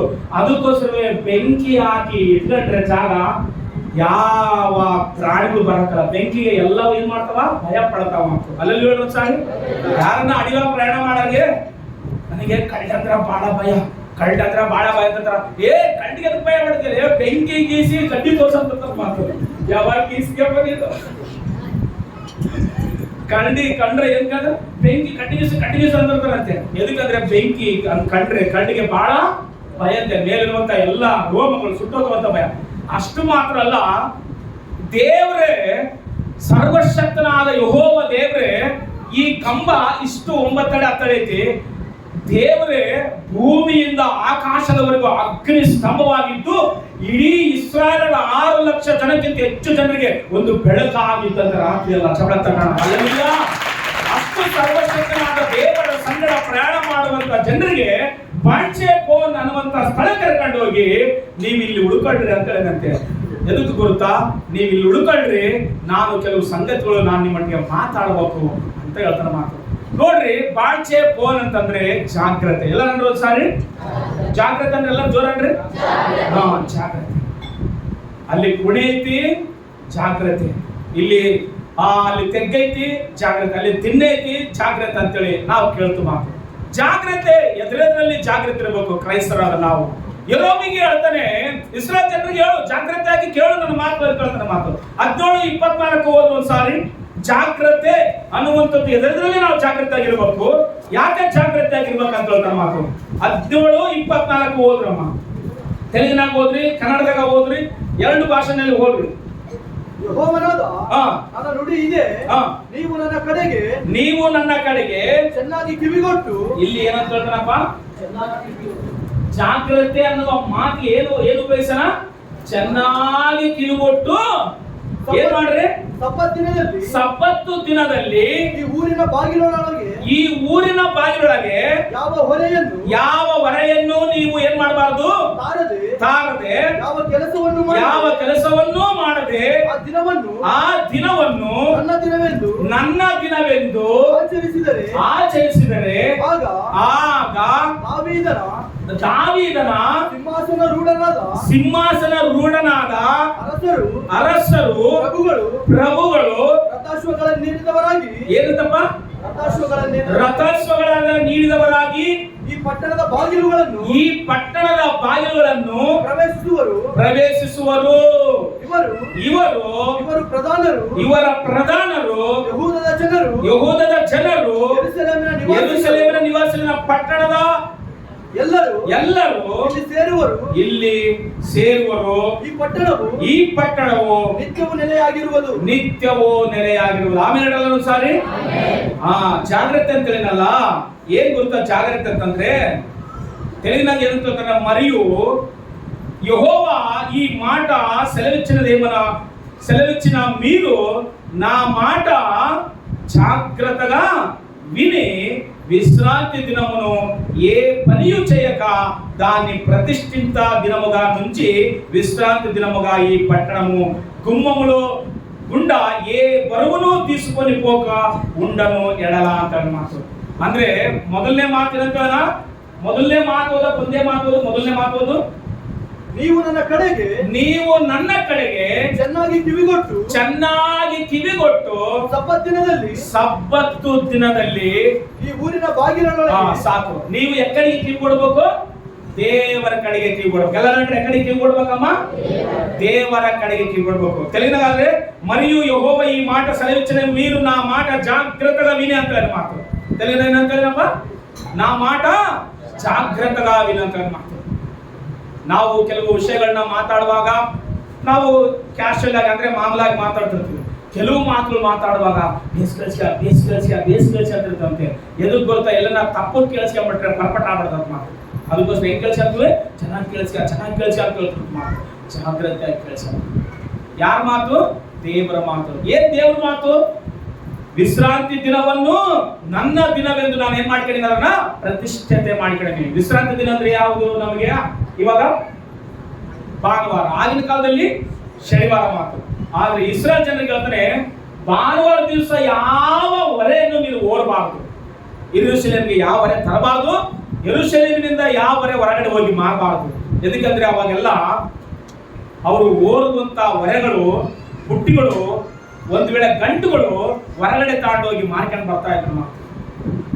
ಇವಾಗೆಲ್ಲ ಕಡಿಮೆ ಆಗೈತಿ. ಈ ಕಡೆ ಸೈಡ್ ಎಲ್ಲ ಇವಾಗಲೂ ಮಾರ್ಬೋದೇನೋ, ಜೋಳ, ಸಜ್ಜೆ ಏನೆಲ್ಲ ಬೆಳಿತಾರೋ ಅವೆಲ್ಲ ತಂದು ಮಾರ್ತಾರೆ. ಬಳ್ಳಾರಿಯಲ್ಲಿ ಇವಾಗ ಕಡಿಮೆ ಐತಿ. ಕಟ್ಟಿಗೆ ಕೂಡ ಮಾರ್ತಾ ಇದ್ರು. ಅಂದ್ರೆ ಇವಾಗ ಬೇರೆ ಕಟ್ಟಿಗೆ ಮಾರ್ತಾ ಇರ್ಬೋದು. ಒಂದು ವೇಳೆ ಅವಾಗೆಲ್ಲ ಇಲ್ಲಿಂಚ ಹೊತ್ಕೊಂಡು ಹೋಗ್ತಾ ಇದ್ರು. ಅವಾಗೆಲ್ಲ ಗುಡಿಸಲು ಇದ್ವು. ಅವರೆಲ್ಲರೂ ಹೊತ್ಕೊಂಡು ಹೋಗ್ತಾ ಈ ಡಾಕ್ಟರ್ ಸಾಯ್ಬಣ್ಣದಲ್ಲ ಅಲ್ಲಿ ಇವಾಗ ಮನೆ ಕಟ್ಟಲ್ಲ, ಅಲ್ಲಿ ಒಂದು ದೊಡ್ಡದು ದ್ರವಡ್ಡದಂಗೆ ಇತ್ತು, ಗುಂಡಪ್ಪರದ ಬಟ್ಟೆ ಇತ್ತು, ಅಲ್ಲಿ ಹೊರಗಡೆ ಹಾಕ್ಬಿಟ್ಟು ಯಾರಾದ್ರೂ ನೀರು ಕೊಟ್ರೆ ಕುಡಿದು ಆ ನೆರಳಿಗೆಲ್ಲೇ ಸ್ವಲ್ಪ ಹೊತ್ತು ವಿಶ್ರಾಂತಿ ತಗೊಂತಿದ್ರು. ತಗೊಂಡೋಗಿ ಮಾರ್ತಿದ್ರು. ಪ್ರತಿದಿನ ಬೆಳಿಗ್ಗೆ ಹೋಗಿ ಹೊರಗಡೆ ಹೊತ್ಕೊಂಡೋಗಿ ಸಾಯಂಕಾಲ ಎಲ್ಲಿ ಮಾರಿ ಅದರಿಂದ ಜೀವನ ಮಾಡ್ತಾರೆ. ಇಸ್ರಾಯೇಲಿರುವ ಜನರು ದೇವರು ಬಿಡಿಸಿ ಅವ್ರನ್ನ ಕಾನಾನ್ ದೇಶಕ್ಕೆ ಸೇರಿಸಿ ಕಾನಾನ್ ದೇಶ ಅವ್ರನ್ನ ಸಮೃದ್ಧಿಯಾಗಿ ಇರುವಾಗೆ ಮಾಡಿದಾಗ ಜನರು ಏನ್ ಮಾಡಂದ್ರೆ, ನೀವೆಲ್ಲರೂ 6 ದಿನ ಕೆಲಸ ಮಾಡ್ರಿ, 7ನೇ ದಿನ ನನ್ನ ಸನ್ನಿಧಾನಕ್ಕೆ ಬಂದು ನನ್ನ ಮಾತುಗಳನ್ನು ಕೇಳಂದ್ರೆ ಅವತ್ತು ಏನ್ ಮಾಡ್ತಾರೆ ಅಂದ್ರೆ ಅವರು ಹೊರಗಳನ್ನು ಹೊತ್ಕೊಂಡು ಹೋಗಿ ಹೊರಗಡೆ ಮಾರೋರು, ಹೊರಗಡೆದವರು ಒಳಗಡೆ ಬಂದು ಮಾರೋರು ಆಯ್ತು ಮಾತು. ಅದಕ್ಕೋಸ್ಕರ ನನ್ನ ದಿನವನ್ನು ಏನ್ ದಿನ ಅಂತೀರ? ಪ್ರತಿಷ್ಠವಾದ ದಿನ ಅಂದ್ರೆ ಮಾತು. ಏನ್ ದಿನ ಅಂತೀರಮ್ಮ? ಪ್ರತಿಷ್ಠವಾದ ದಿನ. ಪ್ರತಿಷ್ಠವಾದ ದಿನ ಅಂತಂದ್ರೆ ನೀವು ಏನ್ ಕೆಲಸ ಮಾಡಬಾರ್ದು ಆ ದಿನ. ದೇವರನ್ನ ಮಾತ್ರ ಆರಾಧಿಸಬೇಕು, ದೇವರನ್ನ ಮಾತ್ರ ಸ್ತುತಿಸಬೇಕು, ದೇವರ ಮಾತು ಜಾಗ್ರತೆಯಾಗಿ ಕೇಳಬೇಕು. ದೇವರ ವಾಕ್ಯ ಹೆಂಗ್ ಕೇಳ್ಬೇಕಂತೆ? ಬಹಳ ಜಾಗ್ರತೆಯಾಗಿ ಕೇಳಬೇಕು. ದೇವರ ಮಾತು ಜಾಗ್ರತೆ ಕೇಳಿಲ್ಲಂದ್ರೆ ದೇವರು ನಮ್ಮೊಟ್ಟಿಗೆ ಏನು ಮಾತಾಡಕ್ಕೆ ಮಾತು. ನೋಡ್ರಿ, ಮೊದಲನೇದು ದೇವರ ಮಾತು ಜಾಗ್ರತೆ ಕೇಳಬೇಕು. ಎರಡನೇದು ನಾವು ಕೆಲವು ಜನರಿಂದ ಜಾಗ್ರತೆ ಆಗಿರ್ಬೇಕಂತೆ. ಇಬ್ರಿಯ ಬರೆದ ಪತ್ರಿಕೆ 12ನೇ ಅಧ್ಯಾಯ 16ನೇ ವಚನ ಹೋಗ್ರಿ. ಮೊದಲನೇದು ದೇವರ ವಾಕ್ಯ ಜಾಗ್ರತೆಯಾಗಿ ಕೇಳು. ಎರಡನೇದು 12ನೇ ಅಧ್ಯಾಯ 16ನೇ ವಚನದಪ್ಪ, ಇಬ್ರಿಯ ಬರೆದ ಪತ್ರಿಕೆ. ಯಾವ ಜಾರನಾಗಲಿ ಏಷ್ಯಾವನಂತ ಪ್ರಾಪಂಚಿಕನಾಗಲಿ ನಿಮ್ಮಲ್ಲಿ ಇರದಂತೆ ಜಾಗ್ರತೆಯಿಂದ ನೋಡಿಕೊಳ್ಳಿರಿ. ಹೆಂಗ ನೋಡಿಕೊಳ್ಳ್ರಿ? ಜಾಗ್ರತೆಯಿಂದ ನೋಡಿಕೊಳ್ಳ್ರಿ. ನಾನು ಅವಾಗ ಹೇಳಿದ್ನಲ್ಲ, ಇಸ್ರಾಯೇಲ್ನ ಕರ್ಕೊಂಡ್ಬಂದು ಕಾನಾನ್ ದೇಶಕ್ಕೆ ನಡೆಸುವ ಮಧ್ಯದಲ್ಲಿ ಬಾಳ್ಚೆ ಬೋನ್ ಅನ್ನುವಂತ ಸ್ಥಳದಲ್ಲಿ ಉಳಿಸಿನಂತಂದ್ರೆ ಜಾಗ್ರತೆಯಾಗಿರ್ರಿ ಅಂತ ಏನಂತ ದೇವರು ಹೇಳ್ರಿ. ಅವ್ರು ಸಲ ಹೇಳ್ರಿ, ಜಾಗ್ರತೆಯಾಗಿರಿ ಅಂತ ಹೇಳಿ. ಅಂದ್ರೆ ಅರ್ಥ ಏನು? ಮೊದಲನೇದಾಗಿ ದೇವರ ವಾಕ್ಯ ಜಾಗ್ರತೆಯಿಂದ ಕೇಳ್ಬೇಕಂತೆ. ಎರಡನೇದಾಗಿ ಯಾರಿಂದ ನಾವು ಜಾಗ್ರತೆಯಾಗಿರ್ಬೇಕಂತ? ಜಾರರಿಂದ. ಇನ್ನ ಒಂದು ಯಾರು ಹೇಳಿನಲ್ಲಿ ನೋಡ್ರಿ, ಯಾವ ಜಾರನಾಗಲಿ ಏಷಾವನಂತ ಪ್ರಾಪಂಚಿಕನಾಗಲಿ ನಿಮ್ಮಲ್ಲಿ ಇರದಂತೆ ಹೆಂಗಿರ್ರಿ? ಜಾಗ್ರತೆಯಿಂದ ನೋಡಿಕೊಳ್ಳ್ರಿ. ಆ ಏಷಾವನ್ ಏನ್ ಮಾಡಿನ? ಒಂದೇ ಒಂದು ಊಟಕ್ಕೋಸ್ಕರ ತನ್ನ ಚೊಚ್ಚಲತನದ ಅಕ್ಕನ್ ಏನ್ ಮಾಡ್ಬಿಟ್ಟನ? ಕೊಟ್ಟು ಬಿಟ್ಟನಂತೆ. ಒಂದೇ ಒಂದು ಊಟಕ್ಕೋಸ್ಕರ ತನ್ನ ಸೊಚ್ಚಲತನ ಮಾಡ್ಕೊಂಡಿರುವಂತ ಇಸಾಕನ ಮಕ್ಕಳಲ್ಲಿ ದೊಡ್ಡ ಮಗ ಹೆಸರೇ ಏಷಾವ. ಮಾತು ಏನಮ್ಮ ಹೆಸರು ಅಂತ ಹೆಸರು? ಏಷಾವ. ಅಂದ್ರೆ ಎಲ್ಲರೂ ಸರ್ ಅಂದ್ರೆ ಏಷಾವರ ತಮ್ಮ ಯಾರು? ಯಾಕೋಬ. ಯಾಕೋಬ ಏಷಾವರ ಅಪ್ಪ ಯಾರು? ಇಸಾಕ. ಮಾತು ಅಲ್ಲೆಲ್ಲೂಯಾ. ಎದಕ್ಕೆ ಹಿಂಗೆ ಹೇಳ್ತಂತಂದ್ರೆ ಕೆಲವರೆಲ್ಲ ನಿದ್ದೆ ಮಾಡ್ತಾರೆ, ಅದಕ್ಕೋಸ್ಕರ ಹೆಸರುಗಳು ಹೇಳ್ತಾರೆ ನಿಮ್ಗೆ ಅರ್ಥ ಆಗ್ತದೆ. ಎಲ್ಲರೂ ಗಮನ ಕಳಿಸ್ಕೊಡ್ರಿ. ಇವರಿಂದ ಬಹಳ ಜಾಗ್ರತೆ ಆಗಿರ್ಬೇಕಾಗ್ತದೆ. ಯಾರಿಂದ ಜಾಗ್ರತೆ ಆಗಿರ್ಬೇಕು ಕ್ರೈಸ್ತರು ನಾವು ಅಂದ್ರೆ? ಜಾರರಿಂದ, ಪ್ರಾಪಂಚಿಕನಾಗಿರುವ ಏಷಾವನ ತರ ಇರುವಂತ ಜನರಿಂದ. ಎದಕ್ಕ? ಇವರಿಗೆಲ್ಲ ಏನು ಅವಸರ ಇಲ್ಲ, ಒಂದಕ್ಕೋಸ್ಕರ ಎಲ್ಲ ಬಿಟ್ಕೊಟ್ಬಿಡ್ತಾರಂತೆ. ಏನ್ರಿ ಪ್ರತಿಷ್ಠತೆ ಅಂದ್ರೇನು? ದೊಡ್ಡ ಸ್ಥಾನ ಅಂತಂದ್ರೇನು? ಹಿರಿಯ ಸ್ಥಾನ ಅಂತಂದ್ರೇನು? ದೊಡ್ಡ ವ್ಯಕ್ತಿ ಅಂತಂದ್ರೇನು? ದೊಡ್ಡ ಮಗ ಅಂದ್ರೇನು? ಅರ್ಥ ಇಲ್ಲಂಗ ಒಂದ್ ದಿವಸ ಅಡಿಗೆ ಹೋಗಿ ಬಂದಂತೆ ಏಷ್ಯಾವ ಅಡಿಗೆ ಹೋಗಿ ಬಂದನ. ಅವತ್ತು ಬೇಟೆ ಏನ್ ಸಿಕ್ಕಿಲ್ಲ, ಅದಕ್ಕೋಸ್ಕರ ಮನೆಗೆ ಬರ್ತಾ ಇರುವಾಗ ಯಾಕೋಬ ಅಡಿಗೆ ಮಾಡ್ತಾನ. ಬೈಬಲ್ ನಲ್ಲಿ ಕನ್ನಡದಾಗ ಹೇಳ್ತಾನ, ಅಲಸಂದೆ ಗುಗ್ರಿ ಅಡಿಗೆ ಮಾಡ್ತಾ ಇದ್ದಂತ. ಅವತ್ತು ಯಾರು? ಇಸಾಕನ ಮಗ ಯಾಕೋಬ ಮನೆಯಲ್ಲಿದ್ದು ಅಡಿಗೆ ಮಾಡೋದು ಯಾಕೋಬ ಅಡಿಗೆ ಮಾಡ್ತದನ. ಸರಸರ ಬಂದ, ತಮ್ಮ ಏನ್ ಮಾಡ್ತದಿ ಅಂತ ಕೇಳ್ದ. ಏನ್ ಮಾಡ್ತದಣ್ಣ? ಇವಾಗೇ ಅಲಸಂದೆ ಗುಗ್ರಿ ಒಲೆ ಮೇಲೆ ನಾನು ಒಗ್ಗರಣೆ ಹಾಕ್ತದನ ಅಂತಂದ. ಈತನಿಗೆ ಬಹಳ ಆಸೆ ಬಂತಂತೆ. ಆಸೆ ಬಂದು, ತಮ್ಮ ನನಗೆ ಹೊಟ್ಟೆ ಹಸ್ತದ, ಸ್ವಲ್ಪ ಅಲಸಂದೆ ಗುಗ್ರಿ ಕೊಡು ತಿಂತಂತಂದ್ರ. ನಾನ್ ಪಡಂಗಿಲ್ಲ ಅಂತಂತೆ. ಕೊಡು ಅಂತಂದ್ರೆ, ಮತ್ತೆ ನೀನು ಸ್ವಚ್ಛನಾಗಿಯಲ್ಲ, ನಿನಗೆ ಮೊದಲನೇ ಸ್ಥಾನ ಐತಲ್ಲ, ಆ ಸ್ಥಾನನ ನನಗೆ ಕೊಟ್ಬಿಡು, ಪ್ರಮಾಣ ಮಾಡಿ ನಾನು ನಿನಗೆ ಈ ಊಟ ಕೊಡ್ತಾನಂತೆ. ಎಷ್ಟೊತ್ತು ಊಟ ಕೇಳಿರಲ್ಲ ಸರ್ ಮೇಡಮ್? ಎಲ್ಲ ಅಂತಾರಲ್ಲ, ಅರ್ಶಿನ ಊಟಕ್ಕೆ ಹೋಗಿ ವರ್ಷ ಕೂಡ್ ಬರ್ತಾನೆ ಬರ ಹೇಳ್ರಿ. ಅರ್ಶಿನ ನೀವೆಲ್ಲ ಹೇಳ್ರಮ್ಮ. ಅರ್ಶಿನ ಕೂಳಿಗೆ ಹೋಗಿ ವರ್ಷದ ಕೂಳ ಅದೇನಾ? ಅರ್ಶಿನ ಕೂಳಿಗೆ ಹೋಗಿ ವರ್ಷದ ಕೂಳಿಗೆ ಹಾಕೊಂಡ್ರಂದ್ರೆ ಈ ತರ. ಯಾರ ತರ? ಏಷಾವ. ದೇವರು ಯಾಕೋಬನ ಆಶೀರ್ವಾದ ಮಾಡೋದು, ಅಣ್ಣನ ಬಿಟ್ಟು ತಮ್ಮಗೆ ಆಶೀರ್ವಾದ ಮಾಡೋದು. ನಮಗೆ ಮೈಂಡ್ ಯಾವಾಗಲೂ ಆಲೋಚನೆ ಬರತ್ತದ, ಯಾವಾಗ ಎದಕ್ಕೆ ದೇವ್ರು ಯಾಕೋಬನಿಗೆ ಆಶೀರ್ವಾದ ಮಾಡಿದ? ಏಷಾವನೆಲ್ಲ ಆಶೀರ್ವಾದ ಮಾಡ್ಬೇಕಾಯ್ತು. ಏಷಾವ ಯಾರು? ದೊಡ್ಡವನಲ್ಲ. ದೊಡ್ಡವನಿಗೆ ದೊಡ್ಡ ಸ್ಥಾನ ಕೊಡ್ಬೇಕಲ್ಲ. ಎದಕ್ಕ ಆಶೀರ್ವಾದ ಮಾಡಿದ ಅಂದ್ರೆ, ಏಷಾವ ದೊಡ್ಡವನಾಗಿದ್ರು ದೊಡ್ಡ ಬುದ್ಧಿ ಇರಲಿಲ್ಲ, ಸಣ್ಣ ಬುದ್ಧಿ ಇತ್ತು ಏಷಾವ. ಎದಕ್ಕ? ಒಂದೇ ಒಂದು ಊಟಕ್ಕೋಸ್ಕರ ತಮ್ಮ ಕೇಳ್ತದನ, ನೀನು ದೊಡ್ಡ ಮಗ ಅನ್ಸ್ಕೊಂಡಿಯಲ್ಲ ಮನ್ಯಾಗ, ಸ್ವಚ್ಛಲ ಮಗ ಅನ್ಸ್ಕೊಂಡಿಯಲ್ಲ, ಅದಕ್ಕೋಸ್ಕರವೇ ನೀನ್ ಪ್ರಮಾಣ ಮಾಡು. ಇವಲ್ಲಿಂದ ನಾನು ದೊಡ್ಡ ಮಗ ಅಲ್ಲದೆ ನೀನೇ ದೊಡ್ಡ ಮಗ ಆಗೋರು ಅಂತ ನನಗೆ ಪ್ರಮಾಣ ಮಾಡು, ನಿನಗೆ ಊಟ ಕೊಡ್ತಂತ ಯಾಕೋಬ ಕರೆ ಬಿದ್ದರೆ ಮಾತು. ಒಂದು ಒಪ್ಪತ್ತು ಊಟ ಇಟ್ಟು ನಾನು ದೊಡ್ಡ ಸ್ಥಳ ಕಲ್ತೇನೆ, ನೀನು ಊಟ ಬೇಡ ಏನ್ ಬೇಡ, ನನ್ನ ಅಮ್ಮಗೋಗಿ ಹೋಗಲೆ ಅಂತೇಳಿ ಮನೆಗೆ ಯಾರಿದ್ರು ರೇಖಾ ಇದ್ಲು ಅವರಮ್ಮ. ಹಲೋ ಇದ್ದಲ್ಲ ಯಮ್ಮ, ಇವ್ನೇನೋ ಊಟ ಇಡ ಅಂತಂದ್ರ ನನ್ನ ದೊಡ್ಡ ಸ್ಥಾನ ಸೊಚ್ಚು ಮಗ ಸ್ಥಾನ ಕೊಡಂತ ಕೇಳ್ತದೆ ನೋಡಮ್ಮೆ ಅಂತ ಅಮ್ಮಗ ಆಗೋದಾಯ್ತು. ಕಣ್ ಕಾಣ್ಲಾಗ ಅಪ್ಪ ಇದ್ದ ಮನೆಗೆ ಯಾರು ಇಸಾಕ ಯಪ್ಪ ನೋಡಬೇ ಒಂದ್ ಸ್ವಲ್ಪ ಉಪಕಡೆ ಹೊಟ್ಟೆ ಸರಿ ಅಂತಂದ್ರ ನಿಂದು ಪ್ರಮಾಣ ಮಾಡು, ಸ್ವಚ್ಛತನ ಕೊಡು, ದೊಡ್ಡ ಸ್ಥಾನ ಕೊಡು ಅಂತ ಕೇಳ್ತಾನ. ಇವ್ನಿಗೆ ಮುದುಗಿ ಅಂತ ಅಪ್ಪು ಹೇಳ್ಬೋದಾಯ್ತು, ಅಮ್ಮ ಹೇಳ್ಬೋದಾಯ್ತು. ಯಾರಿಗೆ ಹೇಳಲಾರ್ದಂಗ ತಮ್ಮನ್ ತಕ ಏನ್ ಮಾಡ್ತಂದ್ರೆ ವಾದಕ್ಕೆ ನಿಂತ್ಕೊಂಡು ಒಡಪಡಿಕೆ ಮಾಡ್ತಿರ್ತಾನ ನಾವು. ತೊಟ್ಟನೋ ಗಿಡ್ಡನ ಆಗಲ್ಲ, ಇದಕ್ಕೆ ನಮಗೆ ತಗಲ್ಲ, ನೀನೇ ದೊಡ್ಡನಾಗಲ್ಲ ಅಂತ ಅಂದ್ಬಿಟ್ಟು ಅಂದ ಕೂಡಲೇ ಪ್ರಮಾಣ ಮಾಡಂತಂದ್ರೆ ಯಾಕೋಬ ಪ್ರಮಾಣ ಮಾಡಿದ ಕೈಯಲ್ಲಿ ಕೈ ಹಾಕಿ ಅವಾಗ ಅಲಸಂದೆ ದುಡ್ಡು ಕೊಟ್ಟ, ತಿಂದು ಎತ್ತು ಹೋದ ಮಾತು. ಇದು ಯಾರಿಗೆ ಮೋಸ ಮಾಡ್ದಂಗೆ ಹೇಳ್ರಿ? ಒಂದು ತಂದೆಗೆ ಮೋಸ ಮಾಡ್ದಂಗ, ಎರಡನೇದು ಹುಟ್ಟಿಸಿದ ದೇವರಿಗೆ ಮೋಸ ಮಾಡ್ದಂಗ. ಅಲ್ಲಿ ಹೇಳ್ರಿ ಅರ್ಥದರು. ದೊಡ್ಡ ಮಗ ಅಂದ್ರೆ ಪ್ರಥಮ ಸಂತಾನ ಸ್ವಚ್ಛತನ ಅನ್ನುವಂಥದ್ದು ಅದು ಎರಡರಷ್ಟು ಆಶೀರ್ವಾದ ಅಂತೆ. ಮೊದಲನೇದು ಅವನಿಗೆ ಬರ್ಬೇಕಾದ್ರೆ ಆಶೀರ್ವಾದ ಬರ್ತದೆ, ಎರಡನೇದು ತಂದೆ ಆಶೀರ್ವಾದ ಕೂಡ ಬರ್ತದೆ. ಗೊತ್ತಾ, ಬೈಬಲ್ ನಲ್ಲಿ ತಪ್ಪಿ ಹೋದ ಮಗ ಹಿಂತಿರುಗಿ ಬಂದಾಗ ದೊಡ್ಡ ಮಗ ಎಲ್ಲಿ ನಿಂತ್ಕೊಂಡ ಹೊರಗಡೆ ನಿಂತ್ಕೊಂಡಂತೆ. ದೊಡ್ಡ ಮಗ ಹೊರಗಡೆ ನಿಂತ್ಕೊಂಡಾಗ ಅಪ್ಪ ತಮ್ಮ ತಪ್ಪಿಕೊಂಡು ಹೋಗಿನಲ್ಲ ಬಂದನಲ್ಲ, ನಾವು ಸಂತೋಷ ಪಡ್ಬೇಕು, ನೀನು ಒಳಗಡೆ ಬಾ ಅಂದ್ರೆ ನೀನು ನನಗೇನು ಕುರಿ ಕೊಯ್ದಿದ್ಯಾ ಕೋಳಿ ಕೊಯ್ದಿದ್ಯಾ, ಅವನ್ನೆಲ್ಲಾ ಚಾರತ್ವ ಮಾಡಿ ವಿಚಾರ ಮಾಡಿ ಅವನ್ ಮನೆಗೆ ಬಂದಾಗ ಹಬ್ಬ ಮಾಡ್ತಾಗಿ ಅಂತಂದಾಗ ಅಪ್ಪ ಹೊರಗಡೆ ಬಂದು ಏನಂದ್ರೆ ಗೊತ್ತಾ, ನೋಡು ಇಷ್ಟು ದಿನ ಅವನು ಹೊರಗಡೆ ಹೋಗಿ ಎಲ್ಲ ಹಾಳಾಗಿ ಬಂದು ತಿರುವನ, ನೀನು ನನ್ನ ಸಂಗಡ ಇದೆಯಲ್ಲ, ನನ್ನದೆಲ್ಲ ನಿನ್ನದೇ ಅಂದ್ರೆ ಅರ್ಥ ಏನು?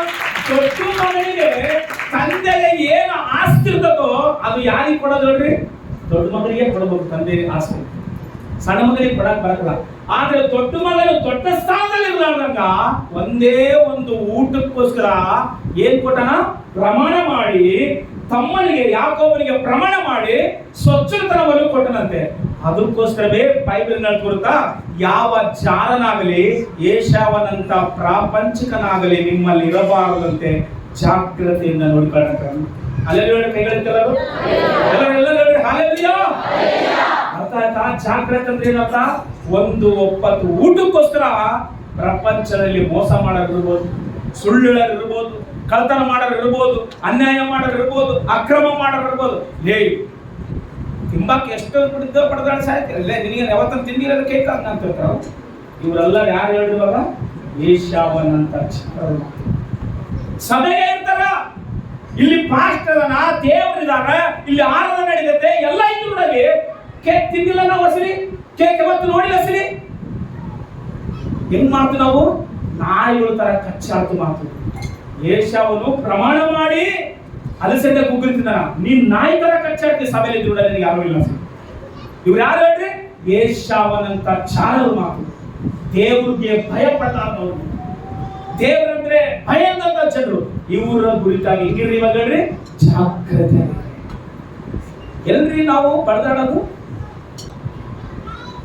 ನೀನ್ ದೇವರ ನಂಬಿಕೆ ಇಟ್ಟಿವಿ, ಊಟಕ್ಕಾಗಿ ಬಡದಾಡಬೇಡ, ಊಟಕ್ಕಾಗಿ ನೀನು ಬಿಟ್ಟು ಹೋಗಬೇಡ. ಅವಾಗ ಹೇಳಲ್ಲ, ಅರ್ಶಿನ ಕೂಳಿಗಾಗಿ ವರ್ಷದ ಕೂಳು ಕಳ್ಕೋಬೇಡ. ಏನು ಒಂದ್ ದಿವಸ ಉಂತಿದ್ರೆ ನಿನಗೆ ಏನು ಕಡಿಮೆ ಹಾಕಲ್ಲ. ಏನ್ ಆ ಚಾಟಿಗೆ ಹೋಗಿ, ಆ ಪರಿಸಿಗೆ ಹೋಗಿ, ಆ ಒಂದು ಆರಂಭಕ್ಕೆ ಹೋಗಿ, ಸಮಾರಂಭಕ್ಕೆ ಹೋಗಿ ನೀನು ಹೋಗಿ ತಿಂದ್ರೆ ನಿನಗೇನು ಶಕ್ತಿ ಬರಂಗಿಲ್ಲ. ನೀನ್ ದೇವ್ರಿಗೋಸ್ಕರ ಅದನ್ನ ತ್ಯಾಗ ಮಾಡು. ಇಡೀ ವರ್ಷ ನಿನಗೆ ಊಟ ಮಾಡಕ್ಕೆ ಶಾಂತಿ ಕರೆದ್ಬಿಟ್ರ, ಪರಿಸ್ಥಿತಿ ಕರೆದ್ಬಿಟ್ರ, ನನ್ನ ಅದಕ್ಕೆ ಕರೆದ್ಬಿಟ್ರ, ಇದಕ್ಕೆ ಕರೆದ್ಬಿಟ್ರ, ಎದಕ್ಕೆ ಹೋಗ್ತೀವಿ ಹಸಿರಿ? ನಾವೇನ್ ಮಾಡಾಗ ತಿನ್ಲಿಕ್ಕಾಗ ಹೋಗ್ತೀವಿ. ಪ್ರಾಪಂಚಿಕನಾದ ಏಷವನ್ ಯಾರು ಗೊತ್ತಾ? ಜಾರ ಅಂತ ಬರಲ್ಲ. ವ್ಯಭಿಚಾರಿ ಬೇರೆ, ಜಾರರು ಬೇರೆ. ಗೊತ್ತಾ ವ್ಯಭಿಚಾರಕ್ಕೆ ಜಾರಕ್ಕೆ ಡಿಫರೆನ್ಸ್ ಹೇಳ? ವ್ಯಭಿಚಾರ ಅಂದ್ರೆ ಮದುವೆ ಆದ್ಮೇಲೆ ಗಂಡ ಇದ್ರು ಇನ್ನೊಬ್ಬರ ಹತ್ರ ಪಾಪ ಮಾಡೋದು, ಹೆಂಡತಿ ಇದ್ರು ಇನ್ನೊಬ್ಬರ ಹತ್ರ ಪಾಪ ಮಾಡೋದು ವ್ಯಭಿಚಾರಿ. ಜಾರ ಅಂದ್ರೆ ಗೊತ್ತಾ? ಮದುವೆ ಮಾಡ್ಕೊಂಡ್ಲಾರ್ದಂಗೆ ಇನ್ನೊಬ್ಬರ ಹತ್ರ ಹೋಗಿ ಕನೆಕ್ಷನ್ ಇಟ್ಕೊಂಡ್ರಲ್ಲ ಅವ್ರನ್ನ ಜಾರ ಅಂತ ಬೈಬಲ್ ಹೇಳ್ತಾರೆ. ಅಲ್ಲಿ ಹೇಳೋದು ಜಾಗ್ರತೆ ಇರುತ್ತೆ. ಬಾಚ್ಯಪೋನ್ ಅಂತಂದ್ರೆ ಗೊತ್ತಾ? ಜಾಗ್ರತೆ ಆಗಿರು. ನೀನ್ ದೇವರ ಸನ್ನಿಧಾನದಲ್ಲಿ ಇದ್ದೀಗಿ, ನಿನಗೊಂದು ರೆಸ್ಪೆಕ್ಟ್ ಇರಬೇಕು, ನಿನಗೊಂದು ಸ್ಥಾನ ಐತಿ, ನಿನಗೊಂದು ಮಾನ ಐತಿ. ನೀನ್ ಹೆಂಗ್ ಬೇಕಾದ್ರೆ ಜೀವನ ಮಾಡಕ್ಕಲ್ಲ ದೇವ್ರ ನಂಬಿಕೆ ಎಂಬುದು, ಹೆಂಗ್ ಬೇಕಾದ್ರೆ ಬದುಕಲಿಕ್ಕಲ್ಲ ದೇವ್ರ ನಂಬಿಕೆ ಎಂಬುದು. ಒಂದು ಡಿಗ್ನಿಟಿ ಇರಬೇಕು ಕ್ರೈಸ್ತ ಅಂತಂದ್ರೆ. ಏಷ್ಯಾವಂತರ ಕೂಳಿಗೆ ಪರದಾಬಾರದ ಹಸಿವು. ಅಲ್ಲೆಲ್ಲ ಹೇಳ್ರಿ, ಊಟ ತಿಂತಿದ್ರೆ ಸಾಯ್ತು 40 ದಿವಸ ಉಪವಾಸ ಇರ್ತಾರ ಪಾಪ. ಎಷ್ಟೊತ್ತು ಅಂತಾರಪ್ಪ, ಒಂದು ಒಪ್ಪತ್ತು ಅಂತಾರ, 2 ಒಪ್ಪತ್ತು ತುಂಬಾಕ ಆಗ್ಲೂ ಸತ್ತಾರ, ಸಾಯಕಲ್ಲ ಬದುಕ್ತಿವಿ. ನಾನು ಊಟಕ್ಕೆ ವಿರುದ್ಧವಾಗಿ ಮಾತಾಡ್ತಿಲ್ಲ. ಊಟ ಬೇಕು, ಬದುಕಲಿಕ್ಕಾಗೆ ಊಟ ಬೇಕು, ಊಟಕ್ಕಾಗೆ ಬದುಕಿಲ್ಲ ಯಾರು ಈ ಪ್ರಪಂಚದಲ್ಲಿ. ಹಲ್ಲೆಲೂಯಾ. ಜಾರತರ ಇರುವಾಗ ನಾವು ಒಂದೇ ಒಂದು ಊಟಕ್ಕೋಸ್ಕರ ಸ್ವಚ್ಛತನವನ್ನು ಕೊಟ್ಟುಬಿಟ್ಟನಂತೆ ತಮ್ಮಗೆ ಯಾಕೋಬನಿಗೆ. ಅದಕ್ಕೋಸ್ಕರವೇ ಯಾಕೋಬ ಪ್ರಮಾಣ ಮಾಡಿ ತಗೊಂಡ ಆ ಸ್ವಚ್ಛತನವನ್ನು. ಅದಕ್ಕೋಸ್ಕರ ತಂದೆ ಹತ್ರ ಹೋಗಿ ನಿಂತ್ಕೊಂಡ ಮಾತು, ನೀನ್ ಯಾರಂತಂದ ಏನಂತ ಹೇಳಿರುವಾಗ ಏನಂದನ ಯಾಕೋಬ ಬಂದಿಲ್ಲ ಅಪ್ಪನ ಹತ್ರ. ಏನಂತ ಹೇಳ್ರಿ, ಏಷ್ಯಾವನ. ಎದಕ್ಕೆ ಗೊತ್ತಾ, ಅವನ ಸ್ವಚ್ಛ ನನಗೆ ಕೊಟ್ಟನಂತ ಅರ್ಥ. ಹಲ್ಲೆಲೂಯಾ. ಅವನ ಸ್ವಚ್ಛತನ ಏನ್ ಮಾಡಿ ನನಗೆ ಕೊಟ್ಟನ. ಅದಕ್ಕೋಸ್ಕರವೇ ನಾನೇ ನಿನಗೆ ಸ್ವಚ್ಛ ಮಗ ಅಂತ ಹೇಳಿ ನಿಂತ್ಕೊಂಡ ಮಾತು ಅಪ್ಪನ ಹತ್ರ ಹೋಗಿ. ಎದಕ್ಕೆ ಕಳ್ಕೊಂಡ ಸ್ವಚ್ಛತನ ಹೇಳಿರುವಾಗ ಒಂದೇ ಒಂದು ಊಟಕ್ಕೋಸ್ಕರ. ಜಾಗ್ರತೆ ಆಗಿರ್ಬೇಕಂತ ಜನ. ಯಾವ ಜಾರನಾಗ್ಲಿ ಏಷ್ಯಾವನಂತ ಪ್ರಾಪಂಚಿಕನಾಗ್ಲಿ ನಿಮ್ಮಲ್ಲಿ ಇರದಂತೆ ಜಾಗ್ರತೆಯಿಂದ ಬದುಕಬೇಕು. ನಿನಗೆ ಕಂಟ್ರೋಲ್ ಆಗಿಲ್ಲ ಅಂದ್ರೆ ಊಟದ ಮೇಲೆ, ನಿನಗೆ ಹಿಡಿತಾ ಇಲ್ಲ ಅಂತಂದ್ರೆ ಇನ್ಯಾರೇ ಕಂಟ್ರೋಲ್ ಆಗಿರ್ತಾರ ಸಲಿ. ನಿನಗೆ ಹಿಡಿತಾ ಇಲ್ಲ, ನಿನಗೆ ಕಂಟ್ರೋಲ್ ಇಲ್ಲ ಅಂದ್ರೆ, ಊಟದ ಮೇಲೆ ಕಂಟ್ರೋಲ್ ಅಂದ್ರೆ ಯಾರೇ ಕಂಟ್ರೋಲ್ ಇರ್ತಾರ, ಹೊರಗಡೆ ಕಂಟ್ರೋಲ್ ಇರ್ತಾರ. ಶದ್ರಕ್, ಮೇಷಕ್, ಅಬೇದ್ನೆಗೋ, ದಾನಿಯೇಲ್ 4 ಅದರಲ್ಲ, ಅವರನ್ನು ತಗೊಂಡೋಗಿ ರಾಜನ ಅರಮನೆಯಲ್ಲಿ ಇಟ್ಟರಂತೆ.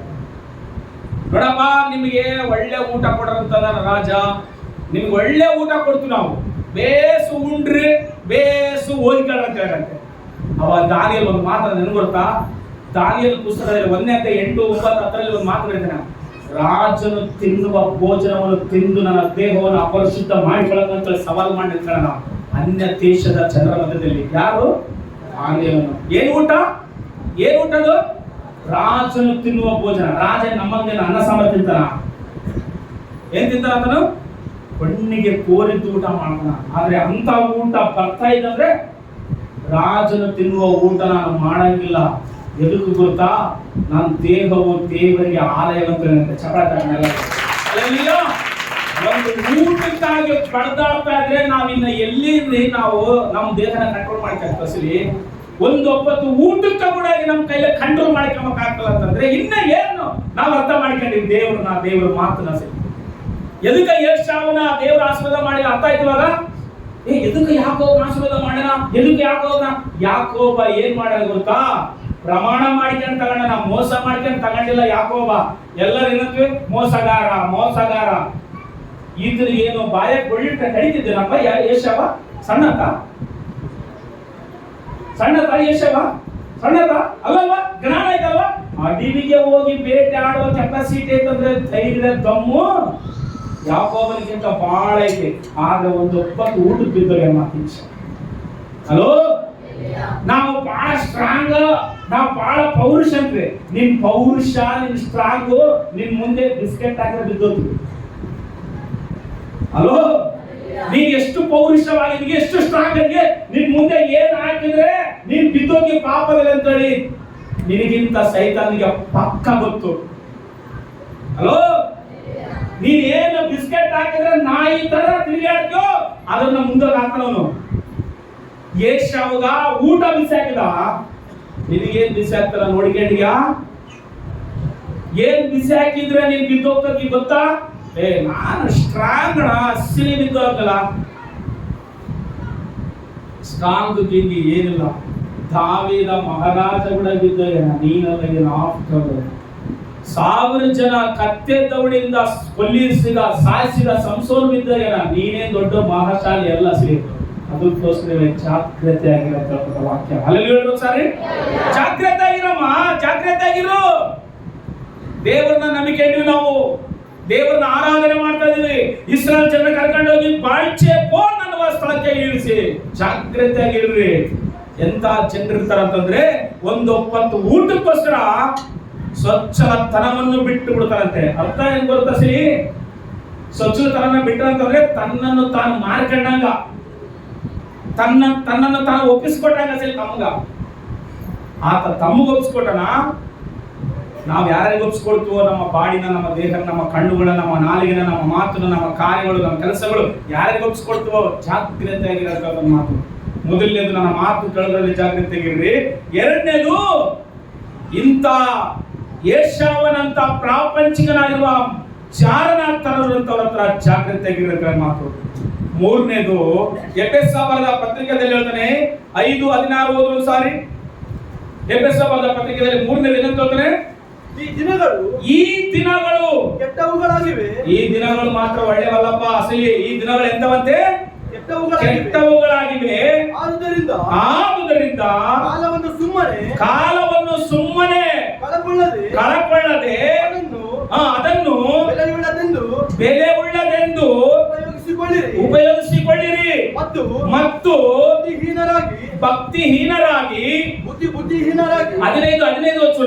5:15 ಓದು. 5:15 ಓದು. ಆದ ಕಾರಣ ನೀವು ನಡ್ಕೊಳ್ಳುವ ರೀತಿಯನ್ನು ಎಲ್ಲರೂ ಕೇಳಿಸ್ಕೊಳ್ಳಿ. ನೀವು ನಡ್ಕೊಳ್ಳುವ ರೀತಿ ಕುರಿತು ಚೆನ್ನಾಗಿ ನೋಡಿಕೊಳ್ಳಿರಿ. ಎಲ್ಲರೂ ಚೆನ್ನಾಗಿ ಗಮನಿಸಿ ನೋಡಿಕೊಳ್ಳ್ರಿ. ಜ್ಞಾನವಿಲ್ಲದವರಾಗಿರದೆ ಜ್ಞಾನವಂತರಾಗಿರ್ರಿ. ಈ ದಿನಗಳು ಕೆಟ್ಟವುಗಳಾಗಿವೆ. ಆದುದರಿಂದ ಕಾಲವನ್ನು ಏನ್ ಮಾಡ್ಬೇಡ್ರಿ? ಸುಮ್ಮನೆ ಕಳ್ಕೊಳ್ಬೇಡ್ರಿ. ಅದನ್ನು ಏನಂತೇಳಿ? ಬೆಲೆ ಉಳ್ಳದೆಂದು ಉಪಯೋಗಿಸ್ಕೊಳ್ರಿ. ಓಕೆ, ಈ ವಾಕ್ಯನ ತೆಲುಗಿನಲ್ಲಿ ಓದುದು ನೋಡ್ರಿ. ಏನಂತ ಬರೀತದೆ ಅಂತಂದ್ರೆ, ತೆಲುಗಿನಾಗ ಎಫೆಸ ಬರೆದ ಪತ್ರಿಕೆಯಲ್ಲಿ 5ನೇ ಅಧ್ಯಾಯ 15ನೇ ವಚನದಲ್ಲಿ ಆ ಮಾತು ಏನಂತ ಅಂತಂದ್ರೆ, ಎಫೆಸ ಬರೆದ ಪತ್ರಿಕೆ 5ನೇ ಅಧ್ಯಾಯ 15ನೇ ವಚನ ಓದ್ತದೆ. ಎಲ್ಲ ಗಮನ ಕೇಳಿಸ್ಕೊಳ್ರಿ. ಆತನ ಏನ್ ಹೇಳಿಕೆ ಬಯಸದ ಅಂತಂದ್ರೆ, ಪೌಲ దినములు చెడ్డవి గనుక మీరు సమయమును పోనీయక సదునియముగా చేసుకునము, అజ్ఞానం వలె కాక జ్ఞానుల వలె నడుచుకున్నట్లు ಜಾಗ್ರತೆగా చూచుకొనండి ಅಂತ ಮಾತು. ಹಲ್ಲೆಲೂಯಾ. ಒಂದ್ಸಾರಿ ಅಜ್ಞಾನಿಗಳಾಗಿರಬಾರ್ದ್ರಿ. ಹೆಂಗಿರ್ರಿ? ಜ್ಞಾನಿಗಳಾಗಿರಕ್ಕೆ. ನಮಗೆ ಪ್ರತಿಯೊಂದರಲ್ಲಿ ಜ್ಞಾನ ಇರಬೇಕಂತ. ನಮಗೆ ಅಜ್ಞಾನಿಗಳಾಗಿರಬಾರ್ದು. ನಾವು ಜ್ಞಾನಿಗಳಾಗಿ ಈ ಲೋಕದಲ್ಲಿ ನಡ್ಕೋಬೇಕಂತೆ. ಕ್ರೈಸ್ತರಂತಂದ್ರೆ ಯಾರು ಗೊತ್ತಾ? ಜ್ಞಾನ ಇಲ್ಲದವರಲ್ಲ, ಜ್ಞಾನವುಳ್ಳವರು ಕ್ರೈಸ್ತರಂತೆ. ಈ ಪ್ರಪಂಚಕ್ಕೆ ಏನಾದ್ರೂ ಒಂದು ಕೊಡುಗೆ ಕೊಟ್ಟರಂದ್ರೆ, ಒಂದು ಎಜುಕೇಶನ್ ಆಗ್ಲಿ, ಹೆಲ್ತ್ ಆಗ್ಲಿ, ಶಿಸ್ತಾಗ್ಲಿ ಕೊಟ್ಟರೆ ಯಾರು ಗೊತ್ತಾ? ಕ್ರೈಸ್ತರಂತೆ. ಇಲ್ಲದೆ ಹೋದ್ರೆ, ಕ್ರೈಸ್ತರು ಕೊಡಲಾದ ಹೋದ್ರೆ ಶಿಸ್ತುಗಳೇ ಬರ್ತಾಗ್ತದೆ. ಅದಕ್ಕೋಸ್ಕರವೇ ನಾನು ನೀನು ಕ್ರೈಸ್ತರು, ಅದಕ್ಕೋಸ್ಕರವೇ ನಾವು ಜ್ಞಾನವುಳ್ಳವರಾಗಿ ಜಾಗ್ರತೆಯಾಗಿ ನೋಡಿಕೊಳ್ಳಬೇಕಂತೆ. ಜ್ಞಾನ ಇದ್ದವರ ತರ ಅಲ್ಲ. ಅದಕ್ಕೋಸ್ಕರ ಬೈಬಲ್ ಹೇಳ್ತಲ್ಲ, ಜ್ಞಾನವಂತಿಯು ತನ್ನ ಮನೆಯನ್ನು ಏನ್ ಮಾಡ್ತಾಳಂತಮ್ಮ? ಕಟ್ಟಿಕೊಳ್ತಾಳೆ ಅಂತ. ಅಂದ್ರೆ ಜ್ಞಾನವಂತರು ಜಾಗೃತಿ ಆಗಿರ್ತಾರ. ಜಾಗ್ರತೆ ಅಜಾಗ್ರತೆ ಅಲ್ಲ, ಜಾಗ್ರತೆ ಆಗಿರ್ತಾರ. ಮಾತು ದೇವ್ರ ಮಾತು ಕೇಳೋದ್ರಲ್ಲಿ, ದೇವರಿಗೆ ವಿಧೇಯತೆ ತೋರಿಸೋದ್ರಲ್ಲಿ, ದೇವರಲ್ಲಿ ನಡ್ಕೊಳ್ಳೋದ್ರಲ್ಲಿ ಅವರು ಜ್ಞಾನವಂತರಾಗಿರ್ತಾರಂತೆ. ಅದಕ್ಕೋಸ್ಕರವೇ ತಮ್ಮ ಮನೆಯನ್ನು ತಾವು ಕಟ್ಟಿಕೊಳ್ತಾರಂತ ಬರೋದ್ರ ಮಾತು ನೋಡ್ರಿ. 4ನೇದು ಓದಿ ಒಂದು ಸಾರಿ. 4 ವಿಷಯ ನಿಮ್ಮ ವಿಷಯದಲ್ಲಿ ಜಾಗೃತಿ ಆಗಿರುತ್ತೆ ಮಾತು. ಲೂಕ 21:34 ಓದಿ ಒಂದು ಸಾರಿ. ಲೂಕ 21:34 ಏನಂತ ಏನಾದ್ರು? ನಿಮ್ಮ ವಿಷಯದಲ್ಲಿ ಜಾಗರೂಕರಾಗಿರ್ರಿ. ನಿಮ್ಮ ವಿಷಯದಲ್ಲಿ ಏನಾಗಿರ್ರಿ? ಜಾಗರೂಕವಾಗಿರ್ರಿ. ಅತಿ ಭೋಜನದ ಮೊದಲಿನಿಂದಲೂ ಅಮಲಿನಿಂದಲೂ ಪ್ರಪಂಚದ ಚಿಂತೆಗಳಿಂದಲೂ ನಿಮ್ಮ ಹೃದಯಗಳನ್ನು ಭಾರವಾಗಿ ಇರಲಾಗಿ ಆ ದಿವಸವು ನಿಮ್ಮ ಮೇಲೆ ಉರುಳಿನಂತೆ ಪಕ್ಕನೆ ಬಂದಿತ್ತು ಅಂತ ಮಾತು. ನಿಮ್ಮ ವಿಷಯದಲ್ಲಿ ಏನಾಗಿರ್ರಿ? ಜಾಗ್ರತೆ. ಓದು ಜ್ಞಾನದ ಹೆಡ್ಲೈನ್ ಓದ್ರು ಸ್ವಲ್ಪ. ನಿಮ್ಮ ವಿಷಯದಲ್ಲಿ ಏನಾಗಿರ್ರಿ? ಜಾಗೃತವಾಗಿರ್ರಿ. ಎಲ್ಲರಂದ್ರೆ ನಮ್ಮ ವಿಷಯದಲ್ಲಿ ಏನಾಗಿರ್ಬೇಕಂತ ನಾವು ಜಾಗೃತಿ ಆಗಿರ್ಬೇಕು. ಎದಕ್ಕೆ ನಮ್ಮ ವಿಷಯದಲ್ಲಿ ಜಾಗೃತಿ ಆಗಿರ್ಬೇಕು? ನಮಗೆ ಎಲ್ಲ ದೇವ್ರನ್ನ ಕೇಳಿದಾಗ, ನಾವು ದಿವಸ ಸಂತಾನ ತಗೊಳ್ಳುವಾಗ ನಾವು ಒಂದು ಮಾತು ಭಾಷೆ ಕೊಡ್ತೀವಿ ನೋಡ್ರಿ. ಕಷ್ಟ ಕಣ್ಣೀರು ಏನೇ ಬಾಧೆ ಬರಲಿ ಇಲ್ಲೇ ನಾವು ದೇವರಲ್ಲಿ ಇರ್ತುವಂತ ಭಾಷೆ ಕೊಟ್ಟು ಏನ್ ಮಾಡ್ತೀವಿ ಅಂತಂದ್ರೆ, ಇದಕ್ಕೆ ನಾವು ದೇವ್ರ ನಂಬಿಕೊಂಡು ಭಕ್ತಿ ಮಾಡ್ಬೇಕಂತಂದ್ರೆ, ಇದು ನಮ್ಮ ಲೋಕ ಅಲ್ಲ. ಯೇಸು 2ನೇ ಪ್ರಾಣದಲ್ಲಿ ಬರ್ತಾನೆ, ಬಂದು ಇಲ್ಲಿ ಯಾರೆಲ್ಲ ತನಗೋಸ್ಕರ ಜೀವನ ಮಾಡ್ತಿದ್ರೋ ಅವ್ರನ್ನ ಕರ್ಕೊಂಡು ಹೋಗ್ತಾನೆ. ಕರ್ಕೊಂಡು ಹೋಗಿ ತಾನು ವಾಸ ಮಾಡುವ ಸ್ಥಳದಲ್ಲಿ 1000 ವರ್ಷಗಳ ಕಾಲ ನಮ್ಮನ್ನ ಆತನ ಹತ್ರ ಉಳಿಸ್ಕೊಳ್ತಾರೆ. ಅವಾಗ ಸೈತಾನನಿಗೂ ದೇವರಿಗೆ ಹೋರಾಟ ಐತೆ. ಅವಾಗ ಸೈತಾನನ ಸೋಲಿಸಿ ಸೈತಾನ ತಗೊಂಡು ಹೋಗಿ ಸೆರೆಮನೆಯಲ್ಲಿ ಹಾಕ್ತಾನೆ. ಆಮೇಲೆ 1000 ವರ್ಷಗಳಾದ್ಮೇಲೆ ಮತ್ತೆ ದೇವರು ಸೈತಾನನ ಬಿಡುಗಡೆ ಮಾಡ್ತಾರಂತೆ. ಅವ ಭಯಂಕರವಾದ ಶ್ರಮೆಗಳು ಈ ಲೋಕದಲ್ಲಿ ಬರ್ತಾವಂತ ಬೈಬಲ್ ಐತಿ. ಆ ಶ್ರಮೆಗಳು ಬರುವಾಗ ದೇವರು ನಮಗೆ ರಕ್ಷಣೆಯಾಗಿ ಕವಚವಾಗಿ ಕಾಪಾಡಿ ಸೈತಾನ ಅವಾಗ ನರಕದಲ್ಲಿ ಬಿಸಾಕ್ತಾನಂತೆ. ಅರ್ಥ ಏನ್ ಗೊತ್ತಾ? ದೇವರನ್ನ ನಂಬಿಕೊಂಡು ನಾವು ಜಾಗೃತಿಯಾಗಿಲ್ಲದೆ ಹೋದ್ರೆ, ನಾವು ದೇವರನ್ನ ನಂಬಿಕೊಂಡು ನಾವು ಜ್ಞಾನವಂತರಾಗಿ ನಡಿಲಾದೆ ಹೋದ್ರೆ, ಇನ್ನು ನಮ್ಮ ಹಿಂದೆ ಬರುವ ಜನರೇಷನ್ ಹೆಂಗೋ ಏನ್ ಕಥೆ ಪರಿಸ್ಥಿತಿ ಇರ್ತೈತೆ ನೋಡ್ರಿ. ನಾವು ಸರಿಯಾಗಿ ನಡ್ಕೊಂಡ್ರಲ್ವಾ, ನಾವು ಸರಿಯಾಗಿ ಪ್ರಾರ್ಥನೆಗಳು ಮಾಡಿದ್ರಲ್ವಾ, ನಾವು ವಾಕ್ಯನ ಓದಿದ್ರಲ್ವಾ, ನಾವು ದೇವರ ಹತ್ರ ನಾವು ನಂಬಿಕೆ ಸಹ ಇದ್ರಲ್ವಾ, ನಮ್ಮ ಸತ್ಯ ಕೂಡ ಹಂಗೆ ಹಿಂಬಾಲಿಸತ್ತ ಹಿಂದೆ ಹೋದ್ರೆ, ನಾವು ಸರಿಯಾಗಿ ಭಕ್ತಿ ಮಾಡಲಾರ ಹೋದ್ರೆ ಅವ್ರ ನಮಗಿಂತ ಕೆಟ್ಟ ಹೋಗ್ತಿರತ್ತೆ. ಅದಕ್ಕೋಸ್ಕರ ಬೈಬಲ್ ಐತಿ, ನೀವು ಜಾಗೃತಿಯಾಗಿರ್ರಿ. ನಿಮ್ಮ ವಿಷಯದಲ್ಲಿ ಏನಾಗಿರ್ರಿ? ಜಾಗೃತಿ ಆಗಿರಿ. ಇಲ್ಲಿ ಕೂಡ ಏನಂತ ಮಾತ್ರ ಗೊತ್ತಾ? ಅತಿ ಭೋಜನದ ಮದಡಿನಿಂದಲೂ ಅಮಲಿನಿಂದಲೂ ಪ್ರಪಂಚದ ಚಿಂತೆಗಳಿಂದಲೂ ನಿಮ್ಮ ಹೃದಯಗಳನ್ನು ಭಾರವಾಗಿರಲಾಗಿ ಆ ದಿವಸವು ನಿಮ್ಮ ಮೇಲೆ ಉರುಳಿನಂತೆ ಪಕ್ಕನೆ ಬಂದಿದ್ದಂತೆ. ಆ ದಿವಸ ಅಂದ್ರೆ ಯಾವ ದಿವಸ? ಅದು ಯೇಸು 2ನೇ ಬರೋಣ ದಿವಸ ದಿವಸ. ಮೇಲೆಲ್ಲ ನೀವು ವಾಕ್ಯ ಓದಿದ್ರೆ ಯೇಸು 2ನೇ ಬರೋಣ ಸೂಚನೆ ಬಗ್ಗೆ ಮಾತಾಡ್ತದ ಶಿಷ್ಯರ ಹತ್ರ. ಅಪ್ಪ ಯಾವಾಗ ಬರ್ತತ್ತಪ್ಪ 2ನೇ ಬರೋಣ? ಅವಾಗ್ಲಿಂಚ ಬರ್ತತ ಅಂತ ಹೇಳಿದ್ರೆ ನೋಡ್ರಿ, ಬರ್ತತ ದೇಶಗಳ ಮೇಲೆ ದೇಶ ಯುದ್ಧಕ್ಕೆ ಹೋಗ್ತತೆ, ಬರಗಾಲ ಬರ್ತತೆ, ಭೂಕಂಪ ಬರ್ತತೆ, ಪ್ರೀತಿ ಕಡಿಮೆ ಆಗ್ತತೆ, ಒಂದು ವೇಳೆ ಕೊನೆವರೆಗೆ ರಕ್ಷಣೆ ಜನರು ಇಟ್ಕೊಳ್ತಾರೆ ಇಲ್ಲ ಕಳ್ಕೊಳ್ತಾರೆ ಒಂದು ವೇಳೆ ಅಂತ ಎಲ್ಲ ಹೇಳ್ತಾ ನೀವು ಕೂಡ ಜಾಗೃತಿಯಾಗಿರಪ್ಪ. ಹೆಂಗ ಜಾಗೃತಿಯಾಗಿರ್ಬೇಕಂದ್ರೆ, ಅತಿ ಭೋಜನದ ಮದಳಿನಿಂದಲೂ ಅಮಲಿನಿಂದಲೂ ಪ್ರಪಂಚದ ಚಿಂತೆಗಳಿಂದಲೂ ನಿಮ್ಮ ಹೃದಯಗಳನ್ನು ಏನ್ ಮಾಡ್ಕೋಬಾರ್ದು? ಭಾರವಾಗಿ ನಮ್ಮ ಹೃದಯ ದೇವ್ರು ಯಾವಾಗ ಬರ್ತಾನೋ ನಾವು ಹೆಂಗೆ ಜೀವನ ಮಾಡ್ಬೇಕು ಅನ್ನುವಂಥದ್ದು ನಿರೀಕ್ಷೆ ಇರ್ಬೇಕಂತೆ. ನಿರೀಕ್ಷೆ ಇಲ್ಲದ ತರ ನಾವಿರಬಾರ್ದು. ಅದಕ್ಕೋಸ್ಕರ ಜಾಗೃತಿಯಾಗಿ ನಿಮ್ಮ ವರ್ಷದ. ಇನ್ನೊಂದು 4ನೇದು ನೋಡ್ರಿ, ಯೋಶುವ ಬರೆದ ಚರಿತ್ರೆ ಪುಸ್ತಕ 23 ಓದಕ್ಕೆ ಒಂದ್ಸಾರಿ. ಯೋಶುವ ಬರೆದ ಚರಿತ್ರೆ ಪುಸ್ತಕ 23 ಹೀಗಿರುವುದರಿಂದ ನಿಮ್ಮ ಮನಸ್ಸುಗಳನ್ನು ಬಹು ಜಾಗರೂಕತೆಯಿಂದ ಏನ್ ಮಾಡ್ಕೊಡ್ರಿ? ಕಾಪಾಡಿಕೊಂಡು ನಿಮ್ಮ ದೇವರಾದ ಯೆಹೋವನನ್ನೇ ಪ್ರೀತಿಸಿರಿ. ಯೆಹೋವನನ್ನ ಏನ್ ಮಾಡಲ್ಲದು? ಪ್ರೀತಿಸಿರಿ. ಸಾಕು. ನಿಮ್ಮ ಮನಸ್ಸುಗಳ ವಿಷಯದಲ್ಲಿ ಏನಾಗಿರ್ರಿ? ಜಾಗೃತಿ ಆಗಿರ್ರಿ. ನೋಡ್ರಿ, ಸಭೆಯಲ್ಲಿ ನಿನ್ನ ದೇಹ ಐತಿ, ನಿನ್ನ ಮನಸ್ಸಲ್ಲಿ ಐತಿ. ಒಂದ್ಸಲ ಯೋಚನೆ ಮಾಡಿ. ಎದಕ್ಕೆ ಗೊತ್ತಾ? ನಮ್ಮ ಮನಸ್ಸು ಎಲ್ಲಿ ಇರ್ತತೋ ಅಲ್ಲೇ ನಮ್ಮ ಮೈಂಡ್ ಎಲ್ಲ ಹೋಗ್ಬಿಡ್ತದೆ. ನಾವು ಚರ್ಚೆಗೆ ಇರ್ತೀವಿ, ವಾಕ್ಯ ಕೇಳ್ತು ಅನ್ನೋ ರೀತಿಯಲ್ಲಿ ಇರ್ತದೆ, ಆದ್ರೆ ವಾಕ್ಯ ನಮ್ಗೆ ಅರ್ಥ ಆಗಲ್ಲ. ಎದಕ್ಕೆ ಗೊತ್ತಾ? ನಮ್ಮ ಮನಸ್ಸು ನಮ್ಮ ಹತ್ರ ಇರಕ್ಲ ಮಾತು. ಸೈತಾನ ಏನ್ ಮಾಡ್ತಂದ್ರೆ 2 ಹೊಡಿತಾನಂತೆ. ವಾಕ್ಯ ಕೇಳಿದ್ರೆ ಆಗ್ತವೆ ಬದಲಾಗ್ತೀವಿ, ವಾಕ್ಯ ಕೇಳಿದ್ರೆ ದೇವರ ಹತ್ರ ಆಗ್ತೀವಿ, ವಾಕ್ಯ ಕೇಳಿದ್ರೆ ಪರಿಶುದ್ಧರಾಗಿ ಜೀವಿಸ್ತೀವಿ, ವಾಕ್ಯ ಕೇಳಿದ್ರೆ ಯಥಾರ್ಥವಾಗಿರ್ತೀವಿ. ವಾಕ್ಯ ಕೇಳೋದಾಗೆ ಮಾಡಿಬಿಟ್ರಿಗಿನ ಅವ್ರ ಇಷ್ಟ ಅವ್ರ ಹೆಂಗ. ಅದಕ್ಕೋಸ್ಕರವೇ ನಿಮ್ಮ ಮನಸ್ಸಿನ ವಿರುದ್ಧ ಜಾಗೃತಿಯಾಗಿರಿ. ನೋಡ್ರಿ, ಬಾಳ್ಚೆಪೋನ್ ಅಂತಂದ್ರೆ ಜಾಗೃತಿ ಅಂತ ಅರ್ಥ. ಎದುರಲ್ಲಿ ಜಾಗೃತಿ ಇರಬೇಕು, ದೇವರ ವಾಕ್ಯ ಕೇಳೋದ್ರಲ್ಲಿ ಜಾಗೃತಿ ಆಗಿರ್ಬೇಕು. 2ನೇದು, ಲೋಕದಲ್ಲಿ ಏಷಾವನಂತ ದುಷ್ಟರು ಇರ್ತಾರಲ್ಲ ಅವ್ರ ವಿಷಯದಲ್ಲಿ ಜಾಗೃತಿ ಇರಬೇಕು. 3ನೇದು, ನಾವು ಜ್ಞಾನಿಗಳಾಗಿರುವಾಗ ಜಾಗೃತಿ ಆಗಿರ್ಬೇಕು. 4ನೇ ವಿಷಯದಲ್ಲಿ ಅತಿ ಭೋಜನದ ಮದಳಿನ ವಿಷಯದಲ್ಲಿ ಜಾಗೃತಿ ಇರಬೇಕು. 5ನೇದು, ನಮ್ಮ ಮನಸ್ಸಿನ ವಿಷಯದಲ್ಲಿ ಜಾಗೃತಿ ಆಗಿರ್ಬೇಕು. ಎದಕ್ಕೆ ಗೊತ್ತಾ? ನಮ್ಮ ಭಕ್ತಿ ಕಾಣ್ತದ ಜನರಿಗೆ. ಹಲೋ, ನಮ್ಮ ಭಕ್ತಿ ಜನರಿಗೆ ಕಾಣ್ತದ, ಆದ್ರೆ ಭಕ್ತಿಗೆ ಒಳಗಡೆ ಎಷ್ಟು ಶಕ್ತಿ ಐತಂತ ಯಾಕೆ ಕಾಣಲ್ಲ ಪ್ರಪಂಚದಲ್ಲಿ? ಅದು ನಿನಗೆ ಮಾತ್ರ ಗೊತ್ತಿರ್ತದಂತೆ. ನಾನು ಹೇಳೋದ ಭಕ್ತಿ ಜನರಿಗೆ ಕಾಣ್ತದ. ನಾನು ಬೈಬಲ್ ಹಿಡ್ಕೊಂಡು ಚರ್ಚೆಗೆ ಬರೋದು, ನಾನು ಯಾರ ಹತ್ರ ಗುದ್ದಾಡಾದಂಗಿರೋದು, ನಾನು ಎಲ್ಲಿಗೆ ಸಿನಿಮಾಕ್ಕೆ ಹೋಗ್ಲಾರ್ದಂಗಿರೋದು, ಸರಾಯಿ ಕುಡ್ಲಾರ್ದಂಗಿರೋದು, ಇಲ್ಲ ಎಲ್ಲಿ ಕೆಟ್ಟದು ಮಾಡ್ಲಾರ್ದಂಗಿರೋದು ಜನರಿಗೆ ಗೊತ್ತಾಗ್ತಾ. ಈತನು ಭಕ್ತಿವಂತನಪ್ಪ ಅಂತ ಹೇಳಿ ಕಂಡಿಡ್ತಾರೆ ಜನರು. ಆದ್ರೆ ಭಕ್ತಿ ಇನ್ನೊಂದು ರೂಟ್ ಏನ್ ಗೊತ್ತಾ? ಭಕ್ತಿಗೆ ಇನ್ನೊಂದು ರೂಟ್ ಶಕ್ತಿ.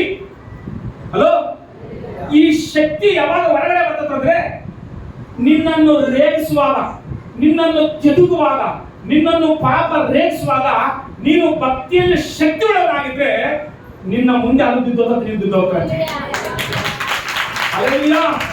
ನಾನು ಹೇಳೋದು ನಿಮಗೆ, ಬರೇ ಭಕ್ತಿಯಲ್ಲಿ ನಾವು ಬದುಕಬಾರ್ದು. ಭಕ್ತಿ ಹಿಂದೆ ಏನೈತೆ ಹೇಳ್ರಿ? ಶಕ್ತಿ ಐತಿ. ಬೈಬಲ್ ಹೇಳ್ತದೆ, ನಮ್ಮ ಭಕ್ತಿ ಶಕ್ತಿ ಒಳಗಿರ್ಬೇಕಂತೆ. ಶಕ್ತಿ ಒಳಗಿದ್ರೆ ನಾವು ಕಂಟ್ರೋಲ್ ಆಗಿತ್ತು ಮಾತು.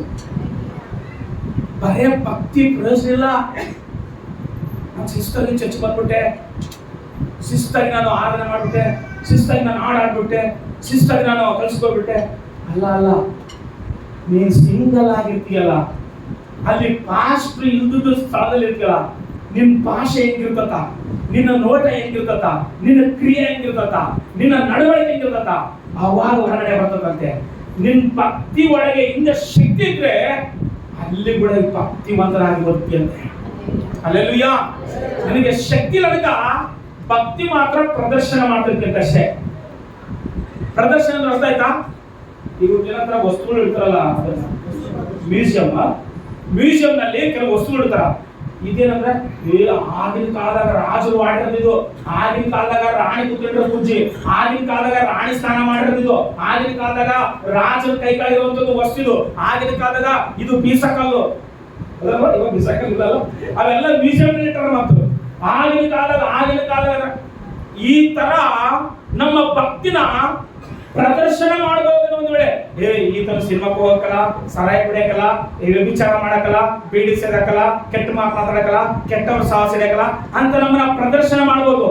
ಅಷ್ಟು ಮಾತ್ರ ಅಲ್ಲ, ನಮ್ಮ ಜೀವನದಲ್ಲಿ ನಡೀಬಾರದ ಘಟನೆಗಳು ನಡೆದಾಗ ನಾವು ಅನ್ಯರಂತೆ ಮಾತಾಡಲಾದೆ ದೇವರು ನಂಬಿದ ಮಕ್ಕಳ ತರ ನಿಂತು ಮಾಡ್ತಾರ, ಅದು ಶಕ್ತಿ. ಅವರು ನಿಂತ್ಕೊಂಡು ಗುದ್ದಾಡ್ತಾರಂದ್ರೆ ನೀವು ಕೂಡ ನಿಂತ್ಕೊಂಡು ಗುದ್ದಾಡ್ತಾರಂತಂದ್ರೆ ನಿಮಗೆ ಭಕ್ತಿ ಐತಿ. ಇವಾಗ ಏನಿಲ್ಲ, ಒಳಗಡೆ ಶಕ್ತಿ ಇಲ್ಲ. ಬಹಳ ಜನರಿಗೆ ಕ್ರೈಸ್ತರಿಗೆ ಭಕ್ತಿ ಐತಿ, ಒಳಗಡೆ ಏನಿಲ್ಲ, ಶಕ್ತಿ ಇಲ್ಲ. ನಿನ್ ಶಕ್ತಿ ಯಾವಾಗ ಬರ್ತದ ಗೊತ್ತಾ? ಅನ್ಯ ಜನರು ತಿರುಗಿದಾಗ, ಅನ್ಯ ಜನರು ನಿನ್ನ ಹತ್ರ ಕಸ್ಕೊಂಡಾಗ, ಅನ್ಯ ಜನರು ನಿನ್ನನ್ನು ದೂಷಣೆ ಮಾಡಿದಾಗ, ಅನ್ಯ ಜನರು ನಿನ್ನನ್ನು ಎಗತಾಳ ಮಾಡಿದಾಗ ನೀನು ನಿಂತ್ಕೊಂಡಿರ್ತೀಯಲ್ಲ ಮೌನವಾಗಿ ಮಾತಾಡಲಾರ್ದೆ, ಅವಾಗ ನೀನು ಒಳಗಡೆ ಏನೈತಿ ಅಂತೇಳಿ ಶಕ್ತಿ ಐತಿ. ಭಕ್ತಿ ಒಳಗಡೆ ಏನೈತಿ? ಶಕ್ತಿ ಐತಿ. ಅದಕ್ಕೋಸ್ಕರ ಹೇಳ್ತೀವಿ ನಾ, ನಿಮ್ಮ ಮನಸ್ಸುಗಳನ್ನು ಇವಾಗ ಜಾಗ್ರತೆ ಕಾಪಾಡಿಕೊಳ್ಳಬೇಕು. ಮನಸ್ಸು ಯಾರಿಗೆ ಕಾಣಕಲ್ಲ, ಮಾತು ಎಲ್ಲರಿಗೂ ಕೇಳಿಸುತ್ತ. ಹಲೋ, ನಾನು ಏನು ಆಲೋಚನೆ ಮಾಡ್ತೀನಿ ನಿನ್ ಬಗ್ಗೆ ಅಂತ ನಿನಗೆ ಗೊತ್ತಾಗ್ತಲ್ಲ, ನನಗೆ ಗೊತ್ತು, ನನ್ನ ದೇವರಿಗೆ ಗೊತ್ತು. ಆದ್ರೆ ನಾನು ಮಾತನಾಡುವ ಮಾತು ಮಾತ್ರ ನಿನಗೆ ಅರ್ಥಾತ್ ಮಾತು. ಶಕ್ತಿ ಅಂತಂದ್ರೆ ಕಾಣಲಾರದು, ಅದು ನಿನಗೆ ಮಾತ್ರ ಗೊತ್ತಿರುತ್ತ.